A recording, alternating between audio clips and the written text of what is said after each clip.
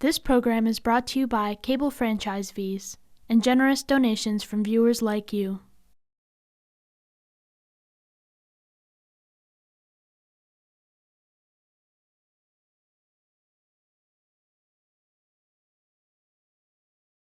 Presence of a quorum, I'm going to call this meeting of the Amherst School Committee to order on Tuesday, November 16th at 6:32 p.m.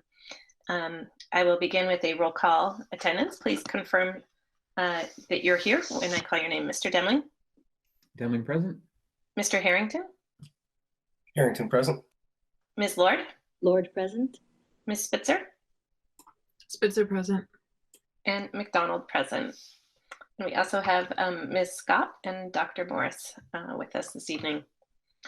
Our first item on our agenda is to approve minutes from, and welcome Dr. Slaughter, to approve minutes from October 5th, which was our last meeting. And those minutes are attached under minutes if you're logged in.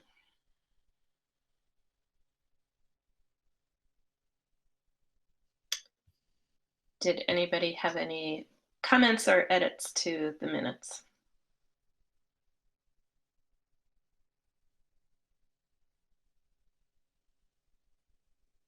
Not seeing any, so I will move that we approve the minutes from our meeting on October 5th, 2021. Is there a second? Second. Moved by McDonald, second by Harrington. Is there any further discussion? Seeing none, we'll take a vote. Mr. Demling? Demling, aye. Mr. Harrington? Harrington, aye. Ms. Lord? Lord, aye. Ms. Spitzer? Spitzer, aye. And McDonald, aye. The minutes are approved unanimously. Next up is public comment, and we received 0 public comment. So just as a reminder, we accept public comment by email or voicemail anytime before 3 p.m. on the day of our meetings. And that as long as it's labeled as public comment, we'll publish it online as well as display it during this meeting. Next up is Superintendent's update, and I'll turn that over to you, Dr. Morris. Sure, thank you. And a number of the updates that I may come as part of the agenda, because we have a number of items that, we're saying, should it be superintendent update, should it be on the agenda, but they ended up agenda items. A couple things, we've had our dental vans start coming back to school. So today the dental van was at Crocker Farm and going to the elementary schools, and we know that dental services are one of the things that, many things that got delayed during the pandemic for many of our families. So it's a great service that we're able to offer. Thanks to Dr. Gavar and the Family Center for being able to coordinate that. Today I had the first meeting of the year of the Alana Cabinet. So we have 8 staff of color, I believe, who are joining me as those conversations. We make joint decisions whether we talk about the content. I think I'll leave it at that, but it was a really wonderful conversation from my vantage point, hearing from folks in the buildings about what's going well, what are some issues or concerns we should be addressing, and we'll meet again in a couple weeks to try to make an action plan moving forward. So thank you for staff members who participated in that, have agreed to participate in that.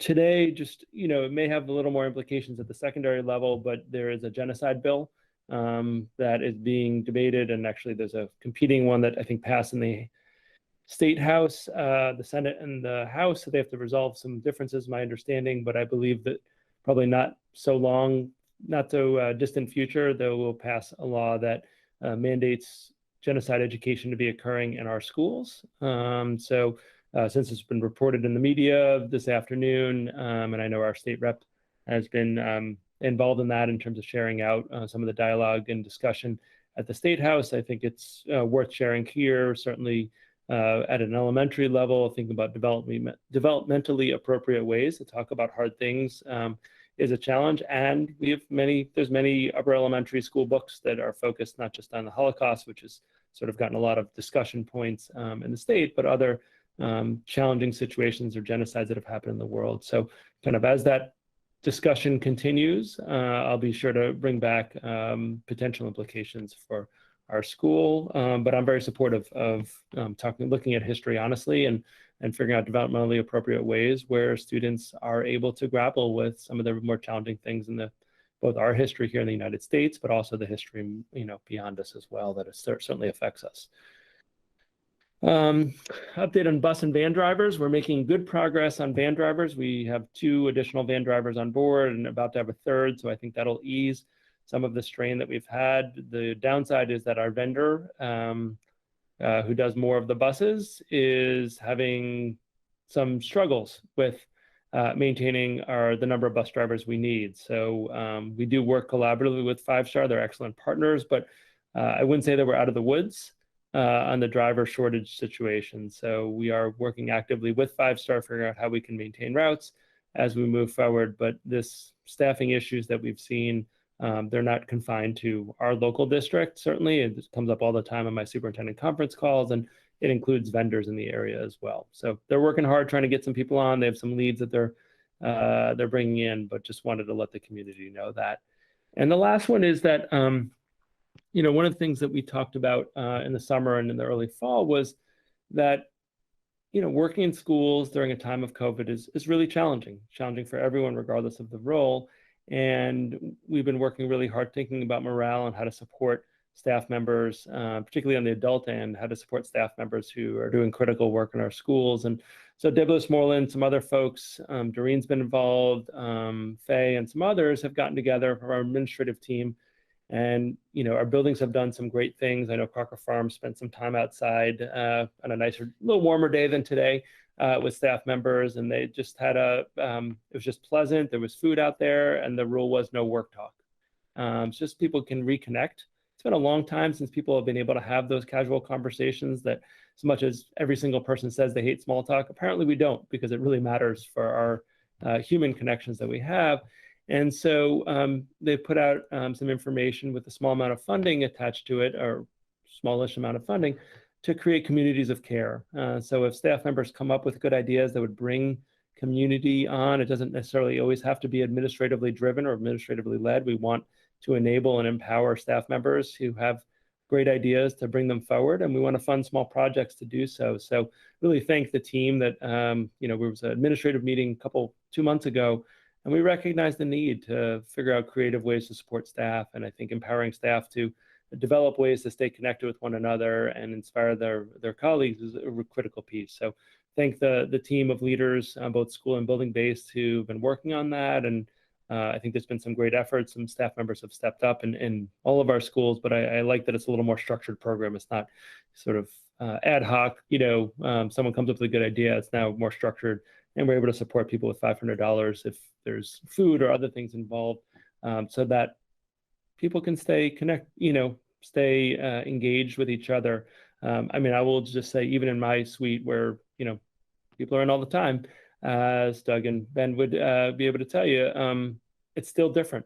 Doors are still closed because of our COVID regulations, right? So people, if they want to have a mask off, they need to have their doors closed. And even small things like that do influence people's morale and the connections that people are able to make. So it's an explicit effort, along with many others, to support our staff members in pretty trying times to work in schools. And, we're looking forward to being able to support folks in their creativity to be able to do that. So that is my update for this evening.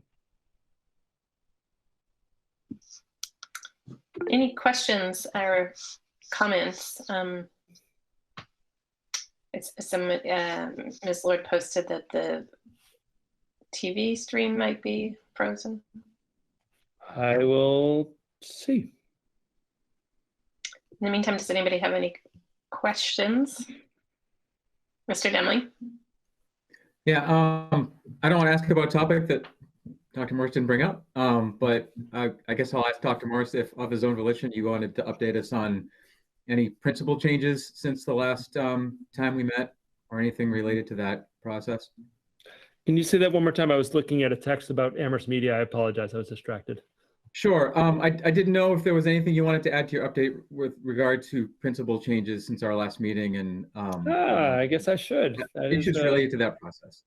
I think I can do that. So we have Tammy Sullivan Daly, who is the interim assistant principal of Crocker Farm, and she stepped into the role of assistant principals. So thank you very much, Tammy, for doing that. She's a longtime special ed teacher at Fort River, done a lot of leadership in our district, particularly on inclusive practices and co-teaching. And Julio Fernandez, who worked at Fort River in the Building Blocks program as a paraeducator, has worked as a special educator at the middle school and actually across the district for the last few years, is in the role of interim assistant principal. Both have their licenses for this year, so they're both certified according to DESE, and really appreciate folks stepping up and the staff stepping up to really come together. I spent a lot of time in the month of October at Fort River for a whole host of reasons, and just really been impressed with the approach. And Julio knows the building. He worked there as recently, I think it's 2 years ago. And obviously Tammy's a longtime staff member there. So we have a lot of good folks in the school. And, you know, I was there all day, all afternoon on Friday for the vaccine clinic. And what I saw was staff taking care of kids in the way that the staff know how to, really high levels of instruction.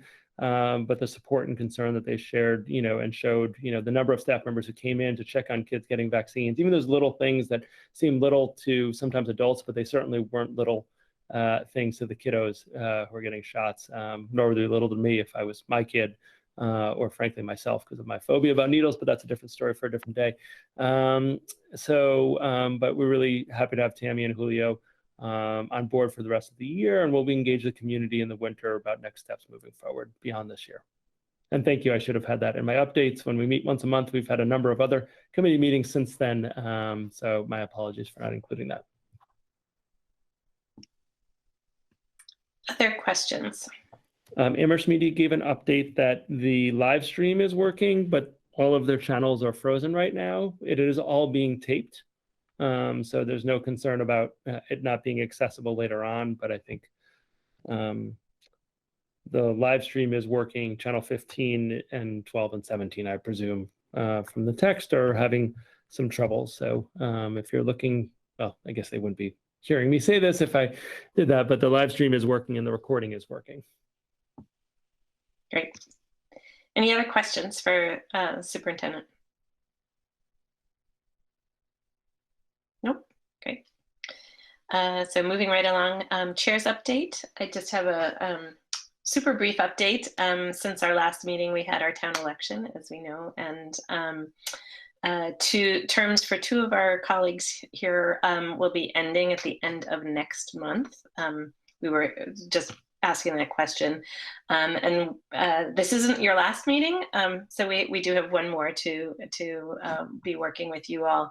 But I do want to say, while I'm looking forward to working and welcoming two new colleagues to this school committee, I'm going to tremendously miss, but working with both of you.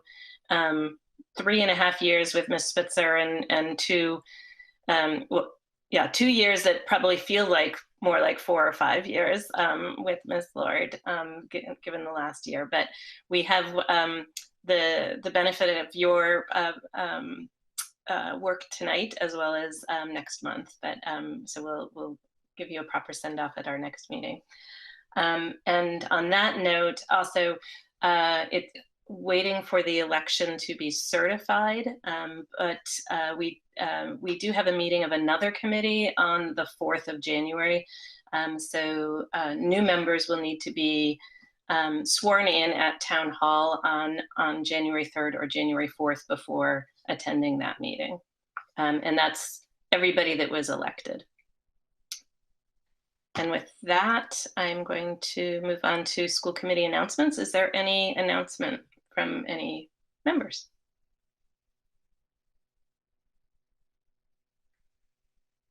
Seeing none, we will move on to our new and continuing business. First up is our school building project updates. So there's, I understand, a lot of news.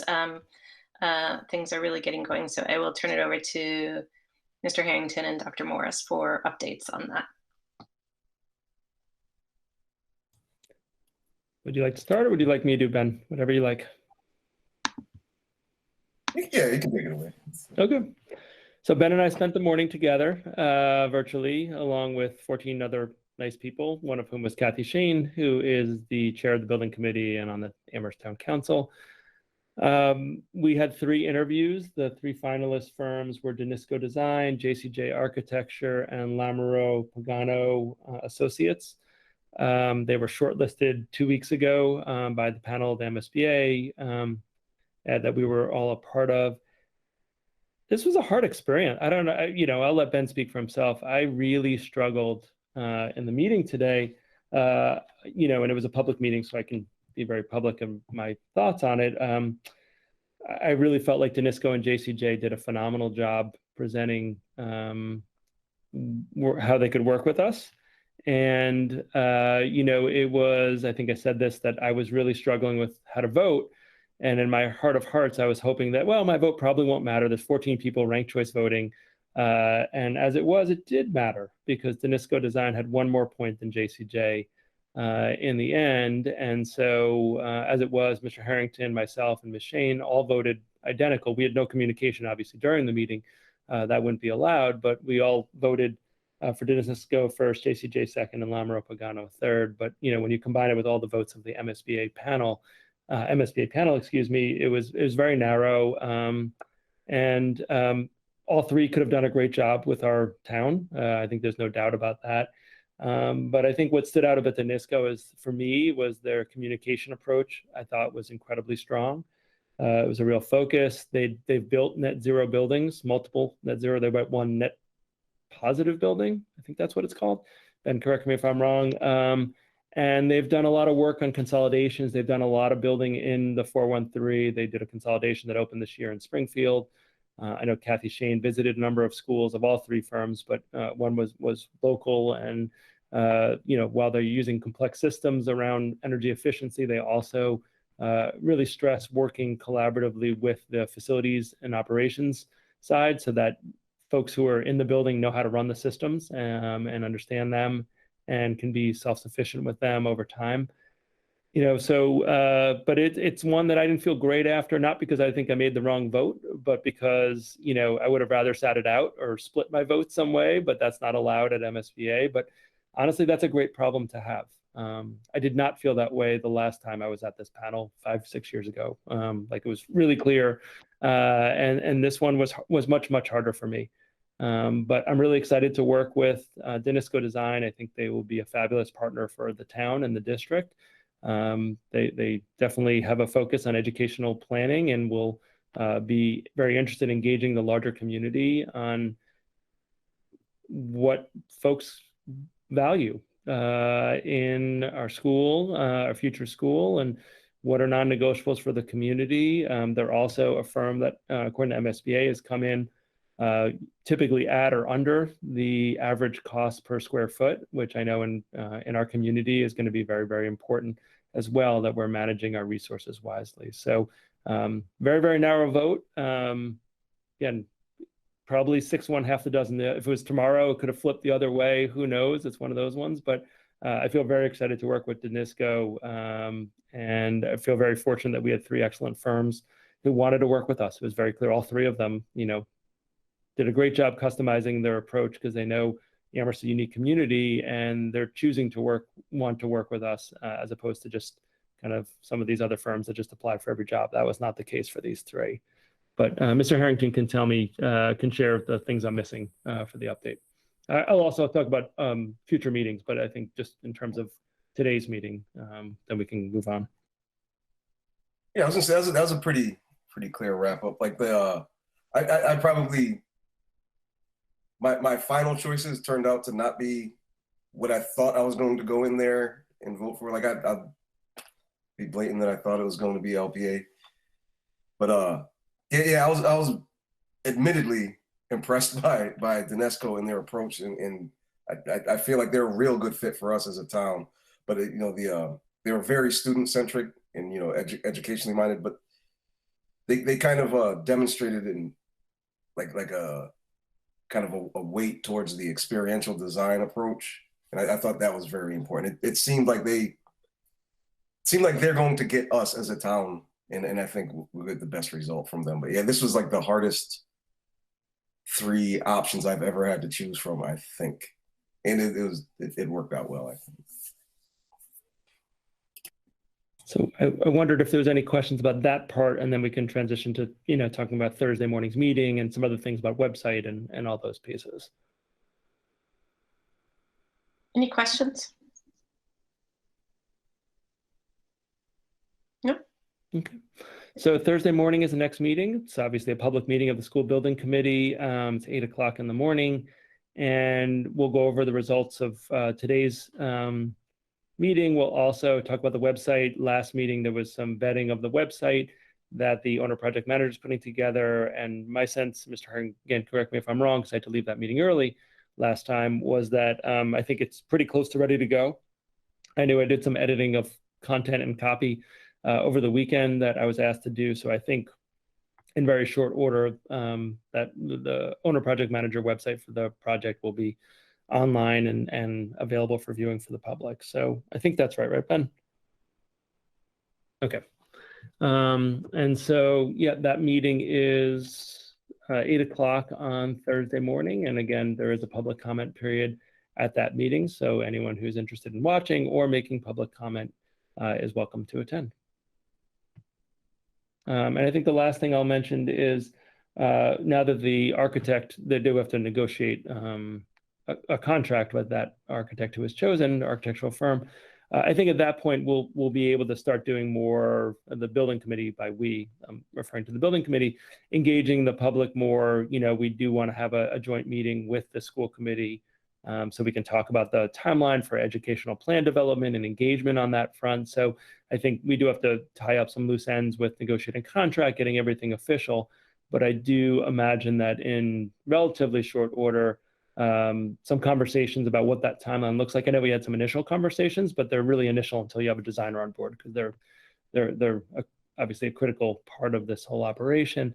And so I think at our next meeting, we probably can have that, whether it's literally a joint meeting or just some conversation about some plans around that and getting a more clear timeline that the architects will help us develop.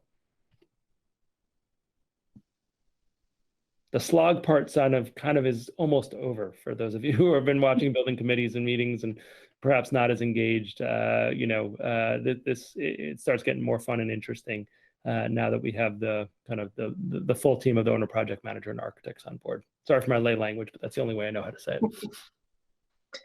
That's great. Well, and you just answered one of the questions that was lingering in my head about timeline. So, I think it would be helpful to bring that to the school committee to share sort of what that overall timeline looks like. That sounds like that's going to be one of the next key steps now that we have a designer. I think I saw a hand. I don't know, Mr. Demling. Yeah, so thank you for that update, and thank you for attending all these long meetings, Mr. Harrington, Dr. Morris. So just one bit of feedback on the website. It's good to hear that that's going to be up in short order. Having been part of a number of website projects that were just about to go live and took, another couple of months, I would just encourage who's ever working on that, set a hard deadline, like by the end of this month, for example. And even if all the content you want isn't available, just get it up. You can always add more content later and update it. I think now that the designer is selected, people are going to start, not everybody, but people are going to start to want a primary source of information. And I understand that there's a page on the amherstma.gov for the building committee. So it's not really about anybody hiding any information, but in terms of a forward-facing website of the project, that people are going to want to engage in. I think it's, and then we can start sharing it, because you don't want to just go live with all this great stuff and have nobody see it. So can we maybe talk a little bit about the education plan outreach timeline?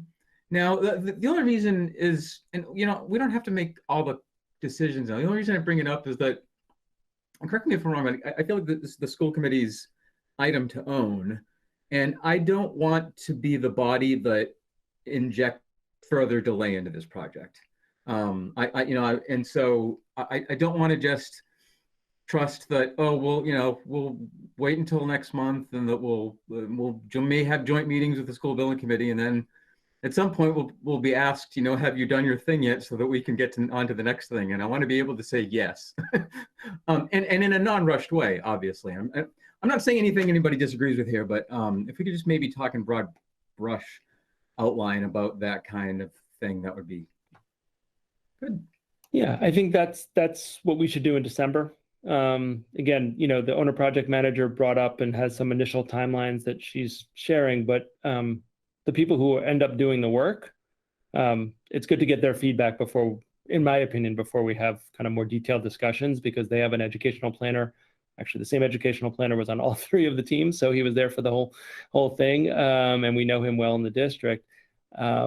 But since they're the ones organizing the work and responsible for it, I think they should have a chance to weigh in on what they believe is optimal. I think your larger point I can bring, or Mr. Harrington can bring to our meeting on Thursday, which is the school committee is eager to get started and eager to have that process move along as quickly as is advisable. Maybe that's a fair way to summarize, Peter, if that's what you would say.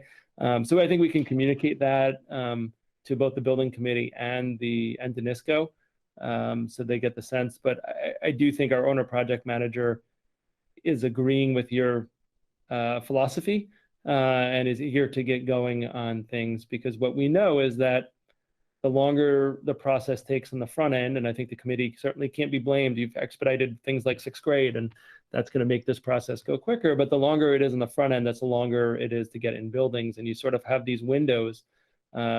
Most schools that are opened or renovated don't. Some schools do open mid-year, but it's complicated and messy. And if it can be avoided, it should be. So you sort of, it's not like, oh, we'll just open on March 17th if we're 2 weeks late. It doesn't work that way, because there's human beings and materials that will have to be transitioned between spaces. So I think the urgency that you suggest is felt by the building. I feel like it's on the building committee, that we share that, and we can communicate that to the owner project manager as well as the designer, and get back to you in December.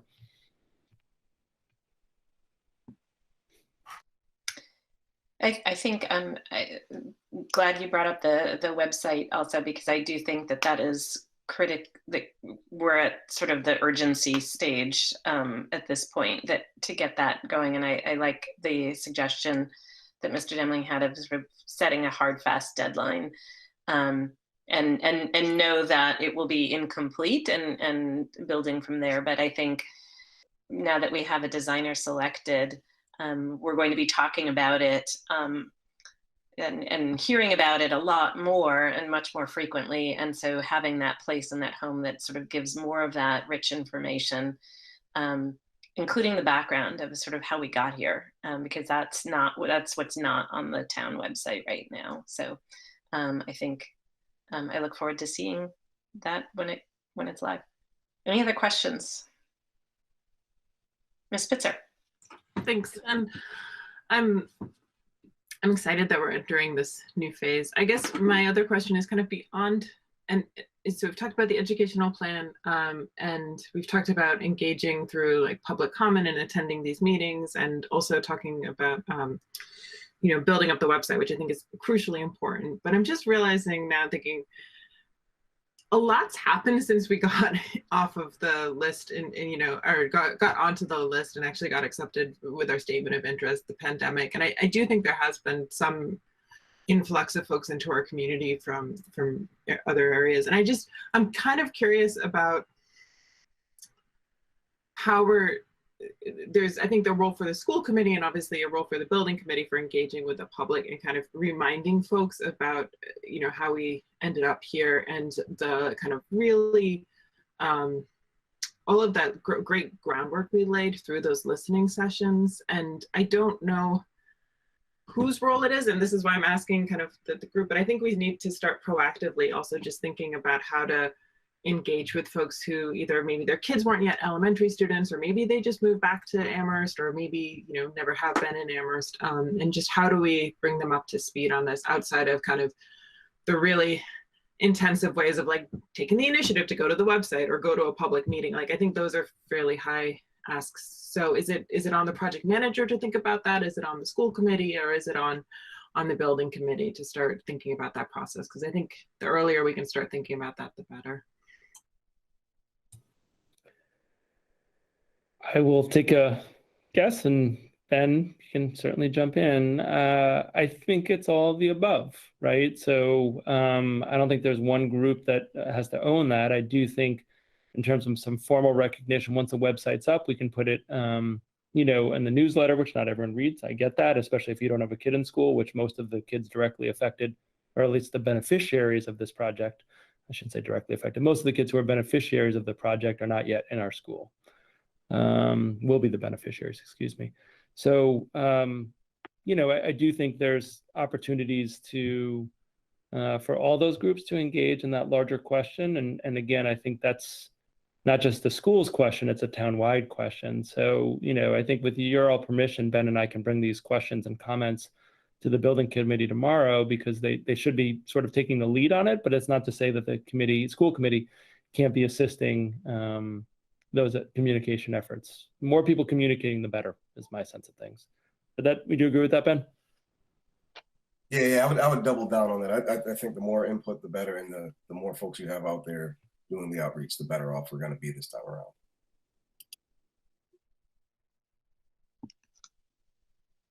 Great. Other questions? No? Okay. Okay, thank you for that update. And just to clarify, you said tomorrow, but I think you said earlier the meeting's on Thursday morning. Is that so? It's Thursday. My apologies. Okay. Yep. Thursday morning at 8? 8 o'clock. Okay, great. Okay, moving on to next up is safety and health updates. And that's you again, Dr. Morris. Yeah, so I've got 4 updates. Pool testing continues to go smoothly in our schools. So thank you to the nurses and the vendors who are working incredibly hard. And while this trend, I can't guarantee it'll continue. I actually tend to think it won't, but we continue to have no positive pools, which is fantastic. So a couple weeks in, no positive pools. I wouldn't have necessarily predicted that. Our participation continues to rise gradually, but every week there's more students and staff who are participating. So that's also a really good thing. We're looking forward to that number keep on, you know, creeping up in terms of participation, and that, you know, continuing to hopefully, knock on wood, you know, have either all or predominantly negative pools, negative results to the pools, I should say. The second thing I was going to share is that while we have had cases in our schools, I think you're all aware of that. We keep our dashboard live, and it's reported publicly to the state every Wednesday, and then the state, you know, pushes out that data on Thursdays. We continue to have no evidence of school-based spread. So when the contact tracing is done, we have no evidence. Our close contacts, because we have had close contacts, none of our close contacts have tested positive. We have been using the test and stay. We've had, you know, a fair number of students participate in test and stay, especially at the elementary level in this elementary meeting, because students are not, just about all of them are not fully vaccinated. A couple of 6th graders are, but the rest are not.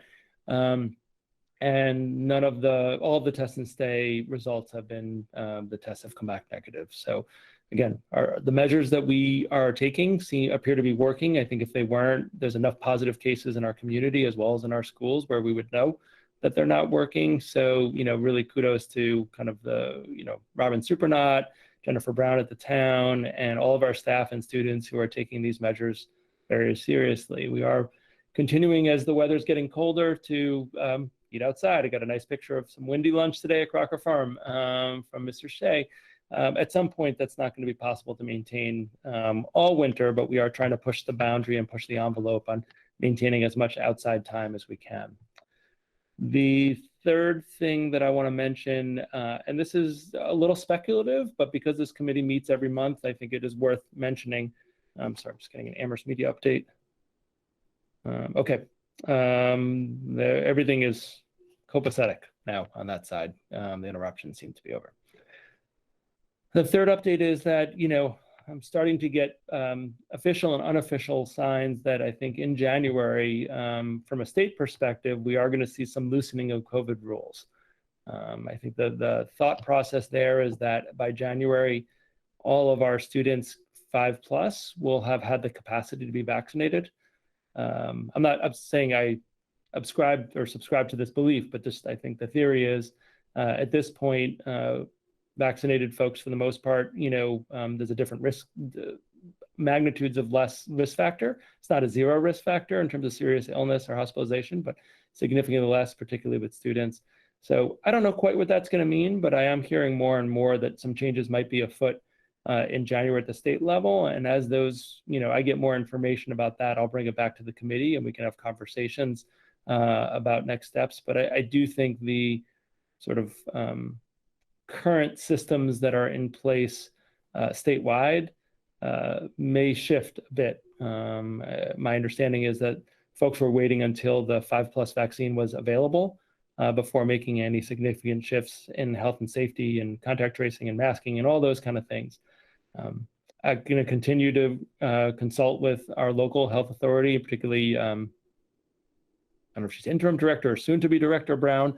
I don't quite get all that appointment piece at the town level, and other public health folks before we make any changes here. But I think at a state level, I do want folks who are unvaccinated to be aware, and this isn't trying to push or I guess it's a plug, but it's not a try to be coercion. But I think there are going to be some loosening of restrictions at some point, and best I understand it, likely to be this winter, which concerns me for unvaccinated folks, and the risks that folks take for being unvaccinated may grow as some of the restrictions loosen. And that's not particular to the schools. I think it's across the state in many structures, which brings me to Thanksgiving, which is, I think we are anxious. I am anxious, and for our public health folks, we are anxious to see what comes back after Thanksgiving in terms of people, and particularly elementary school kids who are not fully vaccinated spending time, and how that perhaps affects our numbers. So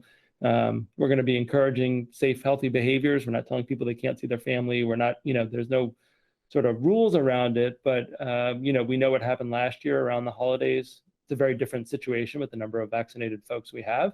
At the same time, it is a cause of concern, and we will be closely monitoring the situation after the Thanksgiving break next week. And I saved the best for last, which was we had an absolutely fabulous vaccine clinic, or set of 3 vaccine clinics last week. 152 of our students were vaccinated, thanks to Jennifer Brown, our health director, who dedicated all of the town's allotment of 5+ vaccines to do school-based clinics during the school day. And what that meant was, from an equity perspective, tremendous number of support staff, clerical staff, counselors, contacted families, and really looking for families who going to get a vaccine at CVS or elsewhere would be a significant barrier. Families who wanted their child to be vaccinated, and were greatly appreciative that they didn't need to, based on their job, their work, their life, need to be present for it, or need to drive somewhere if they had a car, if they didn't have a car. And so many of those families chose to have their child vaccinated. Obviously, it wasn't a requirement. And I think the data was put out in our newsletter, but the majority of students were students of color. The majority of students received subsidized lunch. A high number of ELL special education students were a part of this, and we really framed it from that equity viewpoint. So our staff worked incredibly hard on this, and the kids were so brave, right? I mentioned my phobia before. I think I've mentioned it before. It was amazing seeing the students walk through it, the staff there to support them. I can't tell you how many hands guidance counselors held while students were getting vaccinated. Many families did come as well, who were able to support their children. And it was just incredibly well-run, well-organized. And I just want to thank the Amherst Health Department for being forward-thinking. This is not, no comparison. I don't want to have a negative comparison to others, but a lot of places did it on the weekend, or did it at times where family members would have to transport their children to the clinic. And, I think our health department worked with us for a really creative and collaborative exercise. We have the second dose clinics are 3 weeks after the first dose. So that's the 30th for Wildwood, December 1st for Crocker Farm, December 3rd for Fort River. And the families do not have to register again. All that's taken care of. They're just going to get the same time slot they had for the first round. And we're going to try to make it fun and do a little photo booth that Sasha Figueroa is working on, with kind of those frames that she put together a design for, and really celebrate our students for keeping our community safe. And so it's just another thing we're going to provide for families is, photographic evidence if they couldn't be there for the vaccination, that their kid did it, and and the vaccination card, which we don't want to get lost on the bus ride home. So we're also thinking through all those details because we know how critical that will continue to be. So we have an additional clinic on Tuesday for anyone 5+, 5 to 100 at the high school, and that's open to folks who weren't able to get into this clinic. Adults, their parents could go with them for boosters, first shot, second shot, and that's 3 to 5:30 on, this was emailed out, on Tuesday of next week, so a week from today.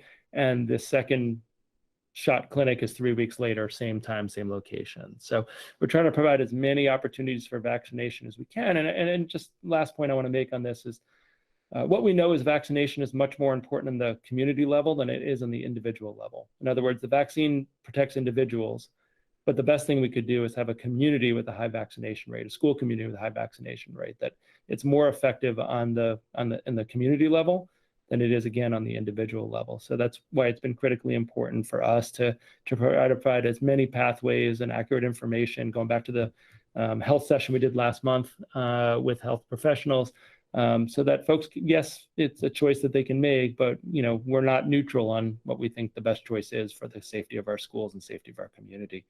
And I will stop there and see if there's questions or comments. I have a quick question. You talked about the pool testing and how participation is increasing. And it started out low, as I recall. What's your estimate as to where we are at in terms of participation rate? Yeah, I think we've crossed the 50% threshold, which we were more like at a third before that. I haven't done the math on the exact numbers, but I have seen the increases, and that's looks like we're in that neighborhood. It varies grade to grade, class to class, school to school a bit. There doesn't seem to be a particular rhyme or reason to that, but it is somewhat variable. But that would be what I'd estimate looking at the updated sheets that I saw today. That's good news. Any other questions? Mr. Demling? So those vaccine clinics are obviously awesome, and I'm really happy we were able to do it, and do it with an eye towards providing it for families that have issues accessing it. Transportation, obviously an issue for a number of our families, and to be able to do it in a comforting environment, for like a number of our special ed kids. I think that's pretty important, in an environment you're familiar with multiple caregivers who can support you. So that was just really great. So that's a wonderful update. So quick question, I've asked this before, but I think you're probably gonna have to mention it every meeting. Can you just clarify what any town mask rules and indoor mask mandates have, the effect that has on our ability to adjust what our masking requirements are in our schools? Yeah, so at this point, the town of Amherst has a universal indoor mask mandate for any public space, and that is inclusive of schools. That won't last forever. The school committee passed a policy that grants me a fair bit of authority on masking in schools. But again, we talk, Health Director Brown and I talk quite frequently, as well as with Nurse Leader Supernat on this topic. But at this point, this particular town has a mask mandate that covers all public buildings and all public spaces. And I think it's a good thing to keep mentioning, because again, it won't last forever. And I think I alluded to that a little bit in terms of the state piece coming in January or in the winter. I do expect some things to loosen, whether it's literally January or sometime later in the winter. But I do know that one of the factors that I heard cited by the state was the fact that anyone under 12 couldn't be vaccinated. And now that that's shifted, now for 5- below 5, that's still the case. Hopefully that comes soon, in my opinion. But I think there's a whole bunch of a chunk of children who now have the capacity or are allowed to get vaccinated. And I think that's going to change the perspective of the state and perhaps municipalities as well. Ms. Spitzer? I just want to start off by thanking everybody who was involved in organizing the vaccine clinics. I know everybody said it before, but it just made me so happy seeing social media posts related to the vaccine clinic. So thank you. I guess, apologies for that noise. With regard to kind of your, I won't be here in January, so I will not be part of making these decisions, but in terms of thinking through the state guidance, I mean, one of the pieces of guidance they have is the 80% vaccination rate. Like, you need to have a community, or not, when I say community, I mean the school, not the larger community vaccine rate of 80%. So are we collecting data on that? And would that be something you could even report on to, in order to make these decisions? I'm just thinking if we're going to be having these decisions that I think should be informed by the rate of vaccination in our community, is that something we're tracking right now? And if not, are there plans to start collecting that data before we make big changes to our mitigation measures in the schools? Because I don't think COVID's going away. Just looking at what's happening in Europe and what's happening locally, we're still seeing fairly high cases, and luckily, you know, deaths and hospitalizations are not up. But, and I also want to point out, we have a preschool in our district, and those kids at Crocker Farm aren't going to be vaccinated, and all of the, you know, these younger kids are also going to be more likely, I think, to have siblings at home who are too young to receive the vaccine. So I think it's a good thing that we're talking about what things might look like in a little bit, but just to keep those pieces of info in mind. Yeah, no, I think that's spot on. And just to be clear, when I'm talking about the state and municipalities loosening, that doesn't necessarily mean that we would, right? That I think, right, I get accused of a lot of things, but being cavalier on COVID is not one. I think we've been quite conservative, and I think for good reason around COVID mitigation measures. So at the current time, we're not collecting vaccination information because there's really not much information to collect, because no one, you know, based on when the vaccine for 5+ came out, no one's fully vaccinated at this point. I think you're right to say that we would have plans to collect that data before making decisions on moving forward with any difference or any change in our mitigation measures. There are ways that our nurses can collect that via the state database. We're doing that right now for a different district I work for, where there is a mandate for certain students. But at this point, we're going to let it play out a little bit, because we're not imagining for us any quick changes to any of the mitigation measures. And even if the state does loosen rules in January, I do not believe we're going to be on the vanguard of loosening our rules. But, you know, we want to have data-informed decision. We have really good data on our secondary schools at this point. And we know that. I think the 5 to 11 data will come out even at the state level. And that's a much better, because it doesn't involve college students. It's a much more honest metric for us. So, you know, we want to collect it for our students, but even the townwide 5 to 11 data that the state will start publishing will be a pretty good proxy for where we are with that. So we certainly want to collect it for our own purposes, but I think the state data, as opposed to like the 15 to 19 data, which again, I think we've talked about, is very low meaning for us in a different district. This data will be useful. So I think we are interested in that. You know, I think I've been heartened by how many families have indicated that they've, separate from our clinics, that they've run out and had their student vaccinated. I don't think it's going to be at the same degree as it was at the secondary level. I think there's more families taking a wait and see approach at the elementary level to a certain extent. But even some folks who were doing that, you know, heard from 2 today that said, I didn't want to do the clinics last week, but I'm going to sign my kid up for the clinic that's, you know, I mentioned before, that's next week. I think people just wanted to make sure they got a week or 2 out from the first younger children getting vaccinated their first shot before people felt comfortable. So I am interested in the data. I'm interested in how it tracks. And I think when we get to the new year, you know, it's something that is. And I know you said you won't be here in January, Carrie, but we'll miss you. And hopefully you still stay engaged, because I've really appreciated your questions and comments. And hopefully you get your Tuesdays nights back with your family. I don't mean it that way, but you know, you're a valuable partner, particularly on the COVID piece. You've really contributed a tremendous amount. And I hope in some way, shape, or form that doesn't change moving forward.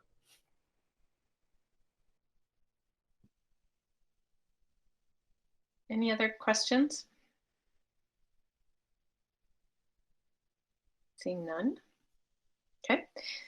Then we'll move on to the next item, which is the fourth quarter budget fourth quarter of fiscal year 2020-2021. So that was the year that ended June 30th of this year. An update on the fourth quarter actuals, and there is a report in our agenda attached to that item. And I'll turn it over to Dr. Slaughter and Dr. Morris for this.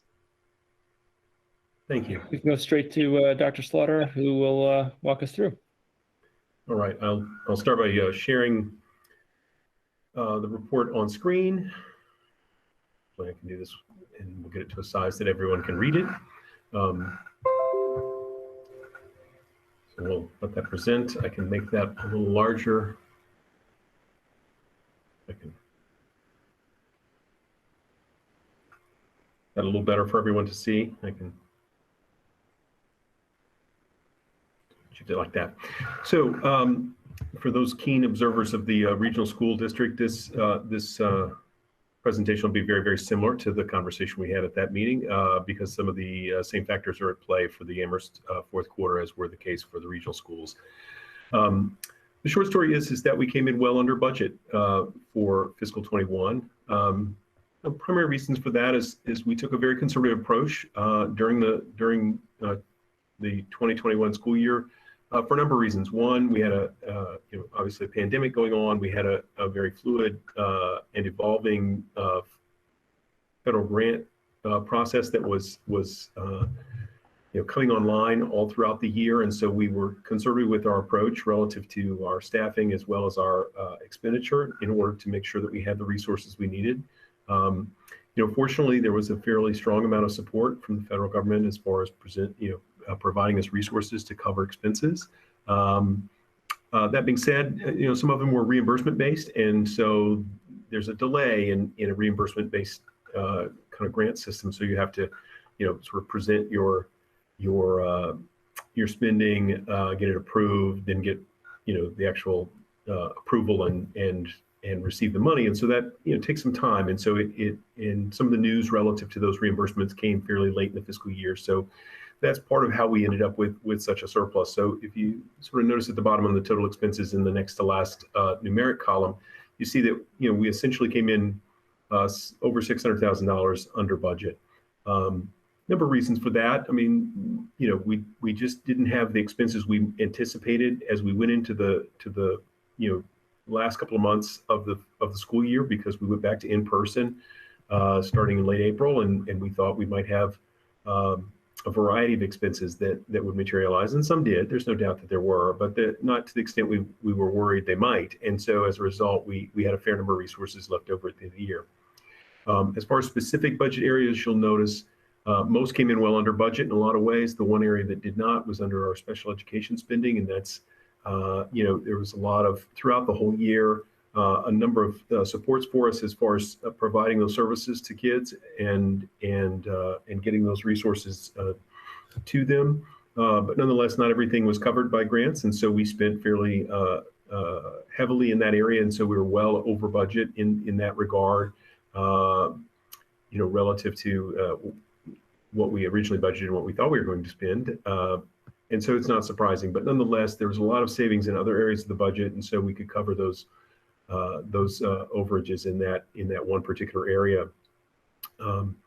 And so let me scroll down a little bit, see if there's another point I wanted to make. I don't think so. Oh, school choice. I want to mention school choice, and I'll bring it to the middle of the screen here. So because we were well under budget, our ability to utilize, or our need to utilize, school choice for the purpose of supporting our budget wasn't as great as it sometimes is. And so as a result, we used less than what we'd originally budgeted. That boosts our balance a little bit. We basically used, we were expecting to use about $200,000 more than what we were going to take in as far as revenue was concerned. But nonetheless, we basically were able to reduce it down and use essentially about what we took in. And so we had a small growth in our school choice fund balance as a result of taking a lower amount of school choice funds to support the budget. And so that allows us to sort of preserve that balance for future years. I think that we will probably see in the next couple of years a need to leverage that balance a little bit more. And so as we go to budgeting for the coming years, we'll know we have that resource available to us, and we will utilize that to help support our budget as we move ahead into fiscal 23 and beyond. I think the other thing I'll point out at this point is just, with us coming in under budget, but having some budget areas that were over, what we need to do, and this was true in the regional school district, we have a transfer. It's a bit of a formality mostly at this point. We're so far, into the new fiscal year, but nonetheless, I think it's an acknowledgement of the circumstance and making a formal sort of declaration of movement of budget resources. And again, this isn't, the bills have been paid. This is a matter of sort of adjusting our budget for the purposes of demonstrating an active choice about those changes to our budget to kind of finish out the year. Typically, we would love to do this kind of adjustment sometime after the third quarter, but before the fourth quarter ends, because we'd be anticipatory. But there were far too many things moving simultaneously to do it at that point. And so we're kind of, in a sense, doing a little retroactive fit here. So we do have a motion and a suggested set of adjustments to the budget to sort of balance out those areas that were over budget. So I think I'll stop there and see if there are any questions from anyone relative to this budget or this suggestion about adjusting the budget for the purposes of kind of balancing things out. Thank you. Questions?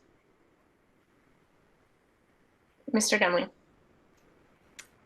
So thank you for this. It's always good to see us come under budget. So for the special ed line item, and Dr. Morris, this might be more of a question for you.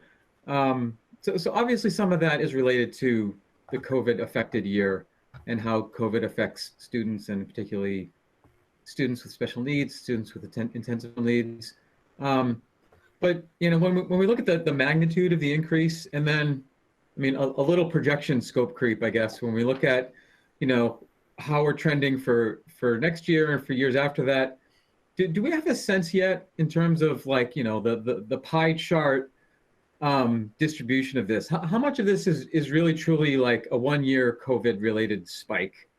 And how much of this is maybe a newer normal for us in terms of this line item? Because I can think off the top of my head non-COVID related potential reasons for this increasing. Not all bad reasons, but I can think of some reasons. But I don't want to just emptily speculate. So I thought I would ask for how you're looking at this. Yeah. So broadly speaking. Yeah. So last year, one of the unique parts is we opened a distance learning center. And that distance learning center was running for multiple months, if you recall. And I think at the time I was quoted as saying, I think it's going to save money, and I think it did. I think if we did not open that distance learning center, we would have had a lot more compensatory services, and we'd be spending the money this year instead of last year. But that's worse for kids, right? They would have not had the services they needed to access remote learning. So that's not all of the cost, but a substantial chunk of that cost was that we opened it. And when we opened it, we didn't know how long it was going to last. And we did sign some year-long contracts with contractors that we owned until the end of June. Because if you remember, at that point in time, we didn't know when students were going to return to the building. So I do think the magnitude is an anomaly. It's related to our schools being closed for a significant amount of time last year and not being clear when they were going to reopen. And for our intensive needs population, and that was a significant cost. And, I think I would do it again, right? I think those kids needed those services. I think as we move forward, clearly that's not the case. We're not opening distance learning centers. That's not in our context right now. What we are seeing right now, particularly as it relates to kindergarten and first grade, is some significant needs. Some of those existed pre-COVID. There were preschoolers that were entering kindergarten this year. We have a substantial number of students with intensive needs. If you go into the ILC, the program at Wildwood, it almost looks like we're a early childhood school or K-3 or K-4 school. There's a heavy weight on younger children, and that's not COVID related. But I think the thing that is COVID related is we know that that's a group of population that on average struggled more with not being in school than their typical learning peers. And so my answer is sort of in between. Do I imagine we'll have an overage of this magnitude? No. It was a unique set of circumstances last year that came to be. Do I think that there's some potential for our cost to be higher in special ed moving forward? Yeah, I do. And I think if we're really serious about meeting all kids where they are and supporting them along their journey, not everyone's journey was equally affected by COVID last year. So hopefully that's sufficient in responding to your two questions. They're sort of, I know that they're linked, but they're actually, for me, not the same, because one is really an attribute of primarily of the Distance Learning Center. Dr. Slaughter? I just had one other little thing as part of the strategies we looked at our spending. One other piece to that puzzle is that in some cases, because we were seeing that we were under budget, we could utilize appropriated money and reserve our COVID grant money for future use. And so that was another strategy we were employing a little bit, which sort of inflates this number as well. And that's not as big a factor as the things the superintendent mentioned, but nonetheless, it was a piece of the puzzle as we were sort of trying to fit this all together as we went through the fiscal year. But that's a little piece that also plays into that as well. We had the opportunity with some other costs being lower to kind of save our federal dollars for future use. Again, partly because of the unknowns relative to what it's going to need. So staying on the special ed expense from last year, so 650,000 plus is significant, and you mentioned that some of it was applied to grants. We used some of the grants to cover that. Approximately, just orders of magnitude, how much more did we spend that we're not seeing here that was covered by the grants? Just to sort of get the idea of like what was the true hit that we in terms of spending on this that we took.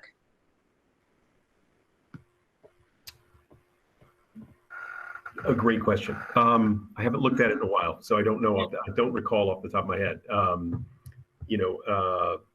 We can come back to it.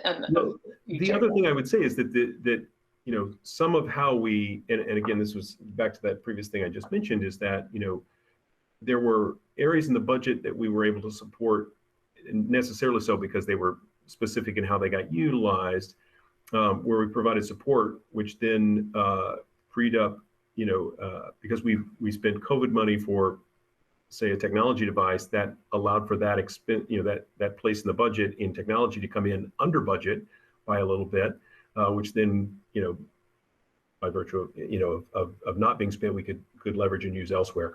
Off the top of my head, I don't recall right now. I'd have to look a little more closely to see what some of our choices were as far as the grants.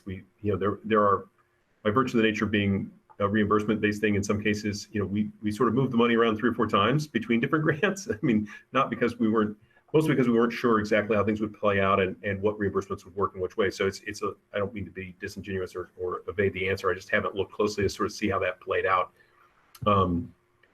But it's a good sized number. I mean, I'll say that much. It's 6-digit kind of number, most likely.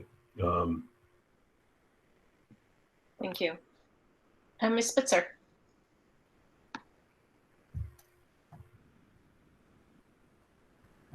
You're muted. Got it. Sorry. So I similarly had some questions about sort of the intersection of grants and this budget. And I think, we always have this problem, and it's so frustrating because I think looking at these numbers is really important, and it's just like a little tiny piece of the picture.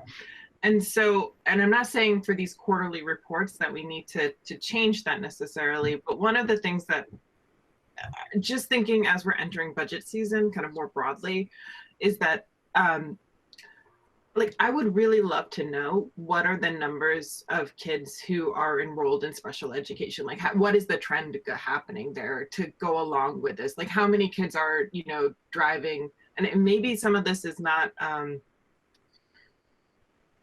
I don't know if the number of out-of-district placements, for example, I know that's often one of the things that can cause this to go way up or way down. I don't, if it's the number of kids who, have IEPs, if that's, we track some metrics related to this. If we could find a way to maybe include those in narrative that goes along with this, if there's a trend that is leading to this shift. Now, obviously this is a COVID year, but we're seeing the same thing the following year. And I just think having a little bit more meat to understand what's going on would go a long way towards our ability to understand what's happening in the budgets and explain it to others, in particular during the budget season.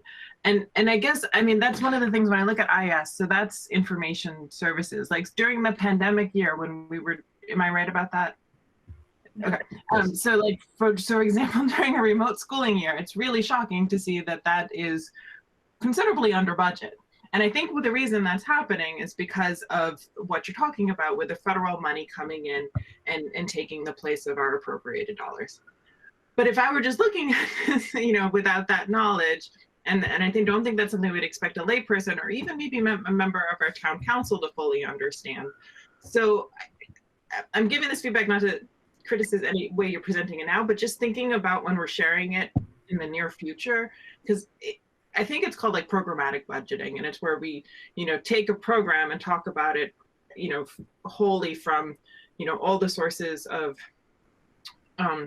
expenses, and then also thinking about all the potential sources of revenue. So anyways, I digress, but I appreciate putting this forward, and to the extent that we can, I think putting some meat on that narrative to help explain what's going on, because otherwise I think these can be fairly hard to kind of wrap your head around what's actually happening in our schools. And I think that's important. Yeah, if I could just jump in, I think the special ed piece, it's an interesting one because I think that there's sort of multiple things to track. One is the number of students who are identified as having special needs. The other is a number of students who are either out of district, as you noted, or intensive needs programs, because the total number may not necessarily be the number that's worth tracking, or it's not worth tracking, but may not have the same level of implications as the number of students whose needs are more challenging to meet financially, right? It's not, there's no value judgment on it, it's just the nature of their needs, and we do it with the right thing and what we're legally obligated to do ethically as well. So I do think that's, you know, a good one. You know, I do have to note, and this isn't a reflexive reaction to your comment, I do often wonder that there seems to always be more interest in going deeper into the budget. And we have this conversation every year, and I'm going to do it again. And Carrie, you've heard me say this directly to really good suggestions you've made. Perhaps it's time that the community really values this enough where we add a budget analyst position. Used to exist in the budget, doesn't exist now. I think what we keep on hearing is the demands, or not keep on hearing, that's not fair. But what we hear with some frequency is the demands and the interest in the community on how funds are spent can't be maintained with the budget, you know, the budgeted staff that we have in the business office. And, you know, it's always a hard thing because we're going to add that over direct services for kids, but perhaps it's worth that conversation when we get into the budget season of if it helps explain to the public and the public understands better how the budget's spent, maybe that would justify a position like that, because I do think we are short-staffed in the business office, and folks are doing a great job. I see how late they work. I see when they respond to my emails. I tend to be someone who hangs out there and bugs people a fair amount, as Doug experienced today, on a number of topics too, I think. But I really do think it's worth having that conversation if the community really values and is desirous of more detailed information. I think we need to staff ourselves differently, you know. And I know you've been supportive of that, Carrie. That's why I'm saying it's not a reaction to what you said. You've raised that topic yourself multiple times in the past. But I think everyone raises really good conversations, both here as in the public. And at the same time, you know, that demand really requires more capacity than we currently have. And so when we get into the budget season, I think we need to have an honest conversation about that. And if we can't fund it, then we need to have an honest conversation of what we are able to produce and are not able to produce. And I'm not going to put Doug on the spot asking to advocate for his own department, because he's frankly the last person who's going to do that. But I think, you know, it's, are we meeting the public demand as the public and you all as kind of the governance of the district, as well as town council, do they feel satisfied with the amount of information that is provided and the ability to respond to those types of questions? And, you know, I'm not sure we're there. I would totally support and echo everything that Ms. Spitzer said about that, because I share that same confusion about, this isn't a look at what it costs to provide educational services in our district at all. This is how much our taxpayers are spending to do that. And I think we as a community would benefit from our taxpayers being able to see how much more is being funded by other people, so that it's like the discount that we're getting because of the hard work that you all do in securing the grants and following through on those, in all of the competitive grants that we've gotten over the past year and beyond that, right? I think that we need to be showing that more clearly, so that people really understand what, not just what it costs, but what a benefit that we're getting from all of the work that you are doing. So if a budget analyst can help us get more grants and report on those grants, then that will pay for itself. Mr. Demling. So I'll just very briefly say, yes, we should have a budget analyst, and we should fund a budget analyst. And further, I would say for myself that we shouldn't be bashful or shy about proposing a school committee budget that includes what we need. To foreshadow a little bit, a couple of items coming up here. But, like, what's that? I'm at fault too, so keep going. But I just want to call that, we're creeping into another agenda item. But keep going, Mr. Demling. Sorry. Yes, no, but yes, I mean, we've this is the 4th or 5th budget cycle I've been through. We talk about these themes all the time, about how this is a shortcoming that the school committee wants more of, and the public talks about it as well from multiple sources. So when we have the intersection of those two things, the solution to that can't just be, well, we can't fund it with the guidance we have. We'll just pester Dr. Slaughter to do more than what a normal human being can do with one job per week. I mean, I joke like that, but that's really the alternative to actually funding what we need. So 100%. And thank you, Ms. Spitzer, for bringing that up. So I apologize, because I jumped on that bandwagon too and took us off topic. So any more questions on 2021 4th quarter? If not, then I will move that the FY21 budget be amended as specified in the FY21 Q4 report to move $791,712 between cost centers to reflect actual spending. Is there a second? Second. Moved by McDonald and second by Spitzer. And any further discussion? We'll take a roll call vote. Mr. Demling? Demling, aye. Mr. Harrington? Harrington, aye. Ms. Lord? Lord, aye. Ms. Spitzer? Spitzer, aye. And McDonald, aye. The motion passes unanimously. Thank you. And now we'll move on to the next item. So this is the current fiscal year FY22 1st quarter budget update. And I'll turn it back over to you, Dr. Slaughter. Okay, so I will zoom a little bit here as well. I think what I will share with you regarding Q1 is, Q1's always a little difficult because 2 of the 3 months are summer months, and so we do some spending in that, but in unusual sort of parts of our budget. So, for example, in the payroll section, you see contracted contracted salaries at 39.2%, which is higher than you would expect. But again, that's where we pay our summer staff, so people do workforce in the summer and do summer school work and support of our students. We pay them out of that, so that's overly high. It'll obviously, as we go through the year, we'll use a lot less of that, and then but some more there. But so there's no worry there. Whereas our base salaries are much below 25%. You think at the end of the 1st quarter you'd be at a 25% usage level, but our spending doesn't move quite so smoothly through the fiscal year as that.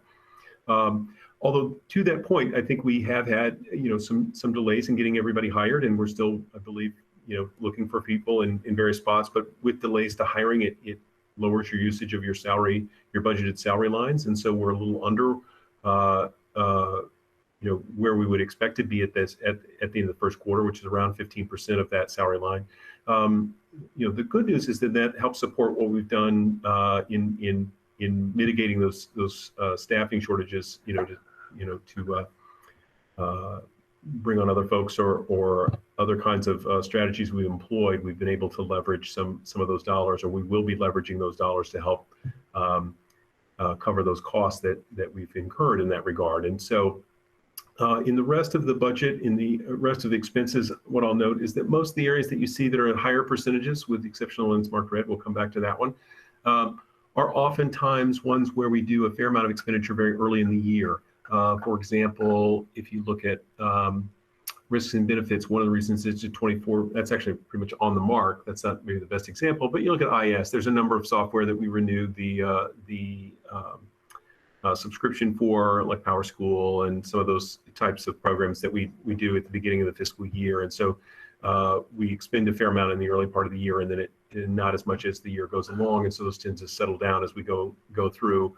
And in a number of these cases, like in facilities, we've encumbered a fair amount of money. In other words, we've prepared to spend in anticipation of our need later in the year, but we haven't actually spent that much to date.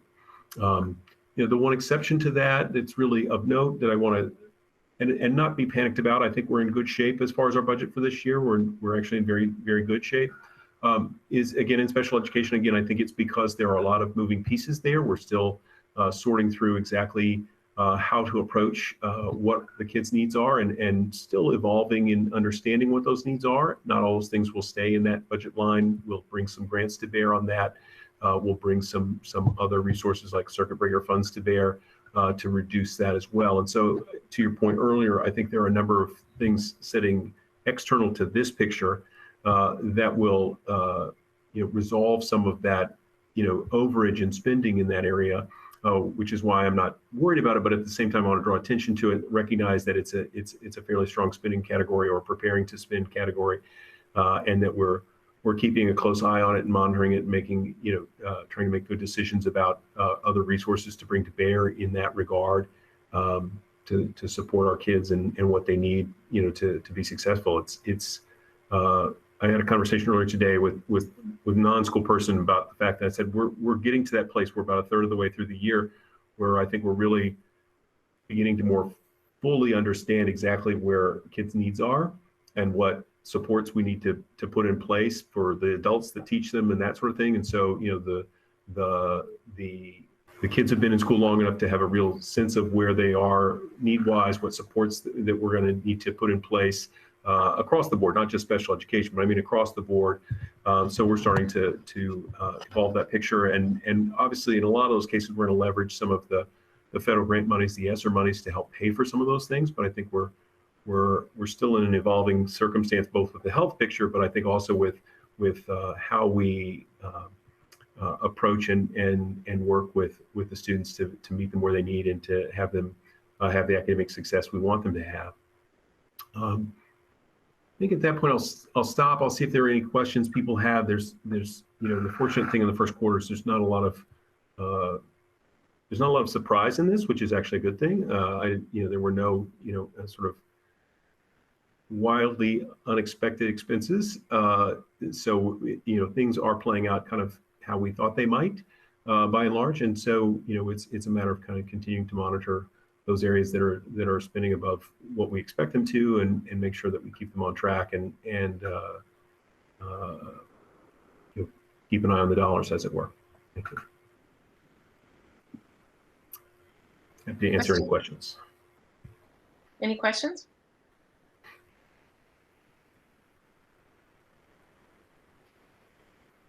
I have just one small question. So we've been talking about transportation and drivers and the challenge in hiring there. How is that showing up in this first quarter actuals? Well, here's the thing. So it's showing rather small right there at 5.5%. You're like, well, what's going on with that? Part of that is about how the billing works, because essentially all the costs are carried by the regional school district, and then we bill ourselves. We do that a lot with 3 districts. We haven't really executed a bill against ourselves. And the other thing is at the end of September, which is what this represents, we'd only been in school for, a few weeks. And so that's the other piece to it, is that we weren't yet there. When we get to the middle, we get to second quarter, we should have a full billing, chunk in place. We should see a much more significant use of those funds. But it is one of the difficulties generally with how we present this as well. Speaking of things that complicate our presentation, and outside sources, like grants and those sort of things are one piece, but another piece is when we owe ourselves money, either direction, in or out, from our district to one of the other 2 that we work with on a day-to-day basis. And so that's one of those tricky things for us, as far as just managing the work, and the timing of things sometimes doesn't always align quite like we'd like it to. That's helpful, thank you. And yes, I totally forgot that we're looking at just through September at this point, so my bad. Other questions? No? Okay, great. Dr. Morse. Yeah, I just want to note and appreciate something you all said, just Dr. Slaughter. I mean, we ended the budget in a really good place last year. That helps our school choice fund, which will help us moving forward.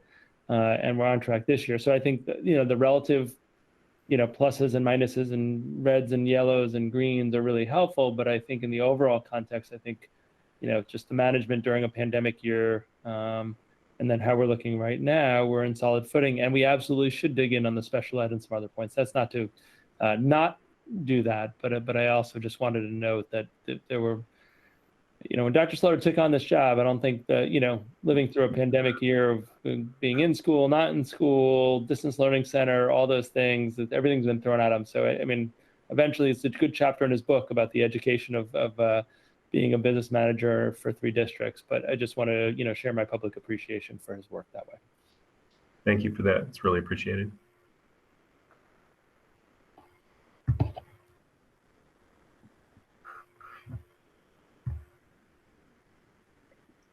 Any other?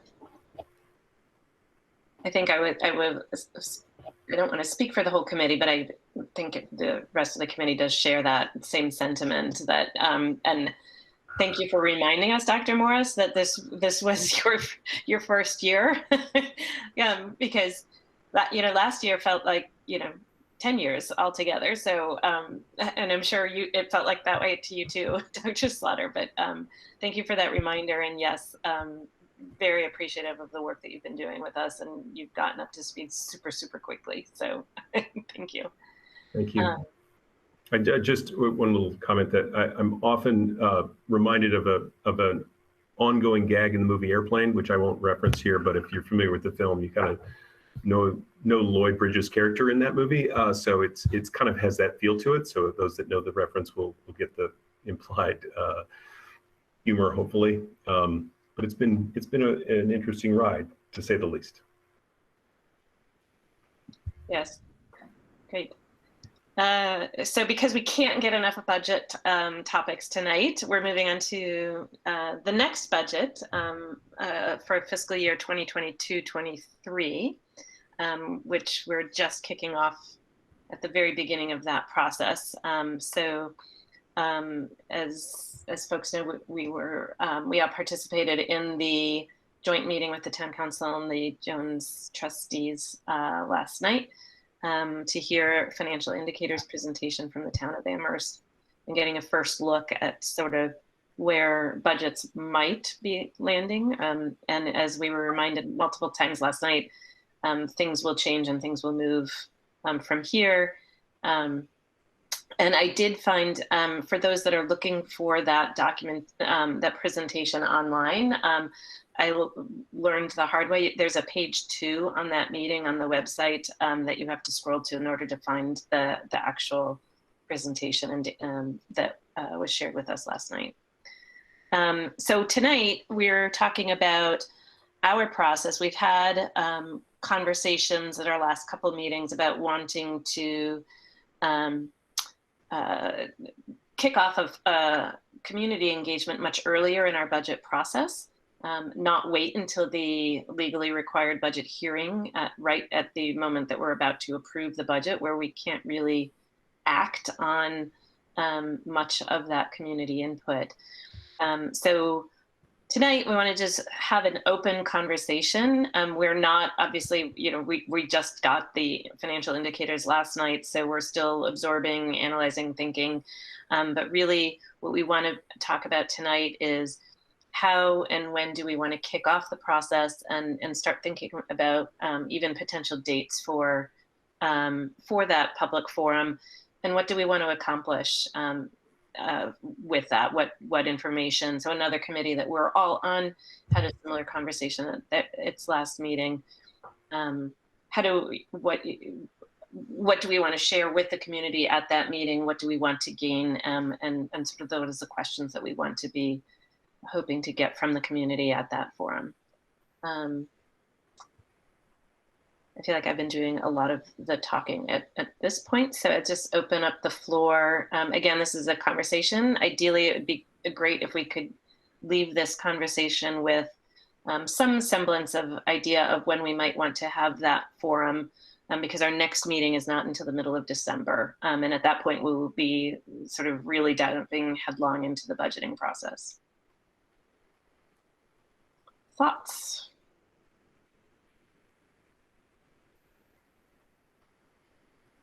Ms. Spitzer.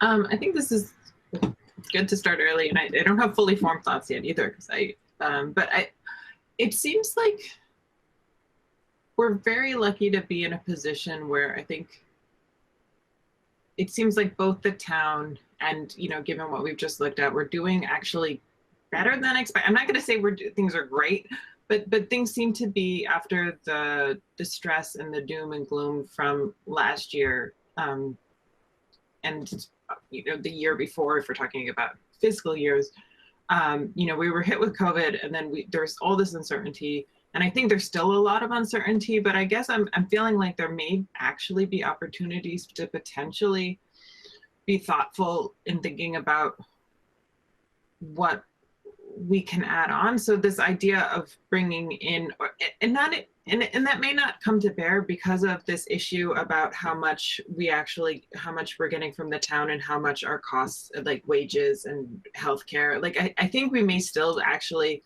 despite all of this good news, still need to make some really tough decisions about what our priorities are and what we're funding. But it feels like we have a little bit more breathing room than we have had in the last couple of years. So I think there's also this piece of the federal money that's coming in, and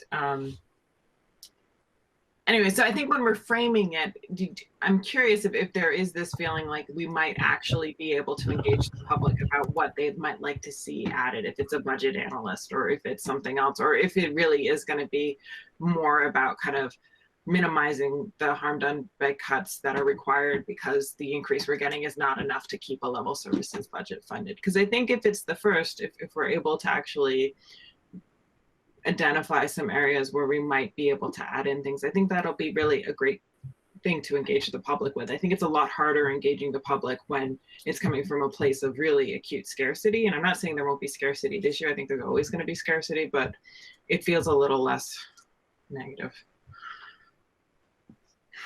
Mr. Demling? Yeah, so I mean, I share that optimism. I guess I felt a lot more pessimistic about coming after the meeting last night. I mean, so first of all, yes, it's good that we don't have to look at draconian budgets for next year than the way that we have had in some past years. That being said, I was a little surprised at 2.5% as the initial guidance from the town, given how well they say the revenues are doing and how well they say they're projected to be doing, and the I think historically high level of reserves, the 0.7% that they gave the other town departments, and I'm not criticizing the values of what they're trying to invest there. But if 2.5 is the high watermark for kind of like as good as it gets, if everything's rosy, and that was a pretty rosy projection picture in terms of revenues and reserves, that's a little disconcerting to me, particularly when we look at the, I think it was like 5% increase in health insurance costs. And we have all these contracts to negotiate, and the public and the school committee, I think everybody would support that we want to pay our staff well and give people reasonable cost of living adjustments. And then you add on to that, increasing special ed costs and all, and so that all sort of conspires together.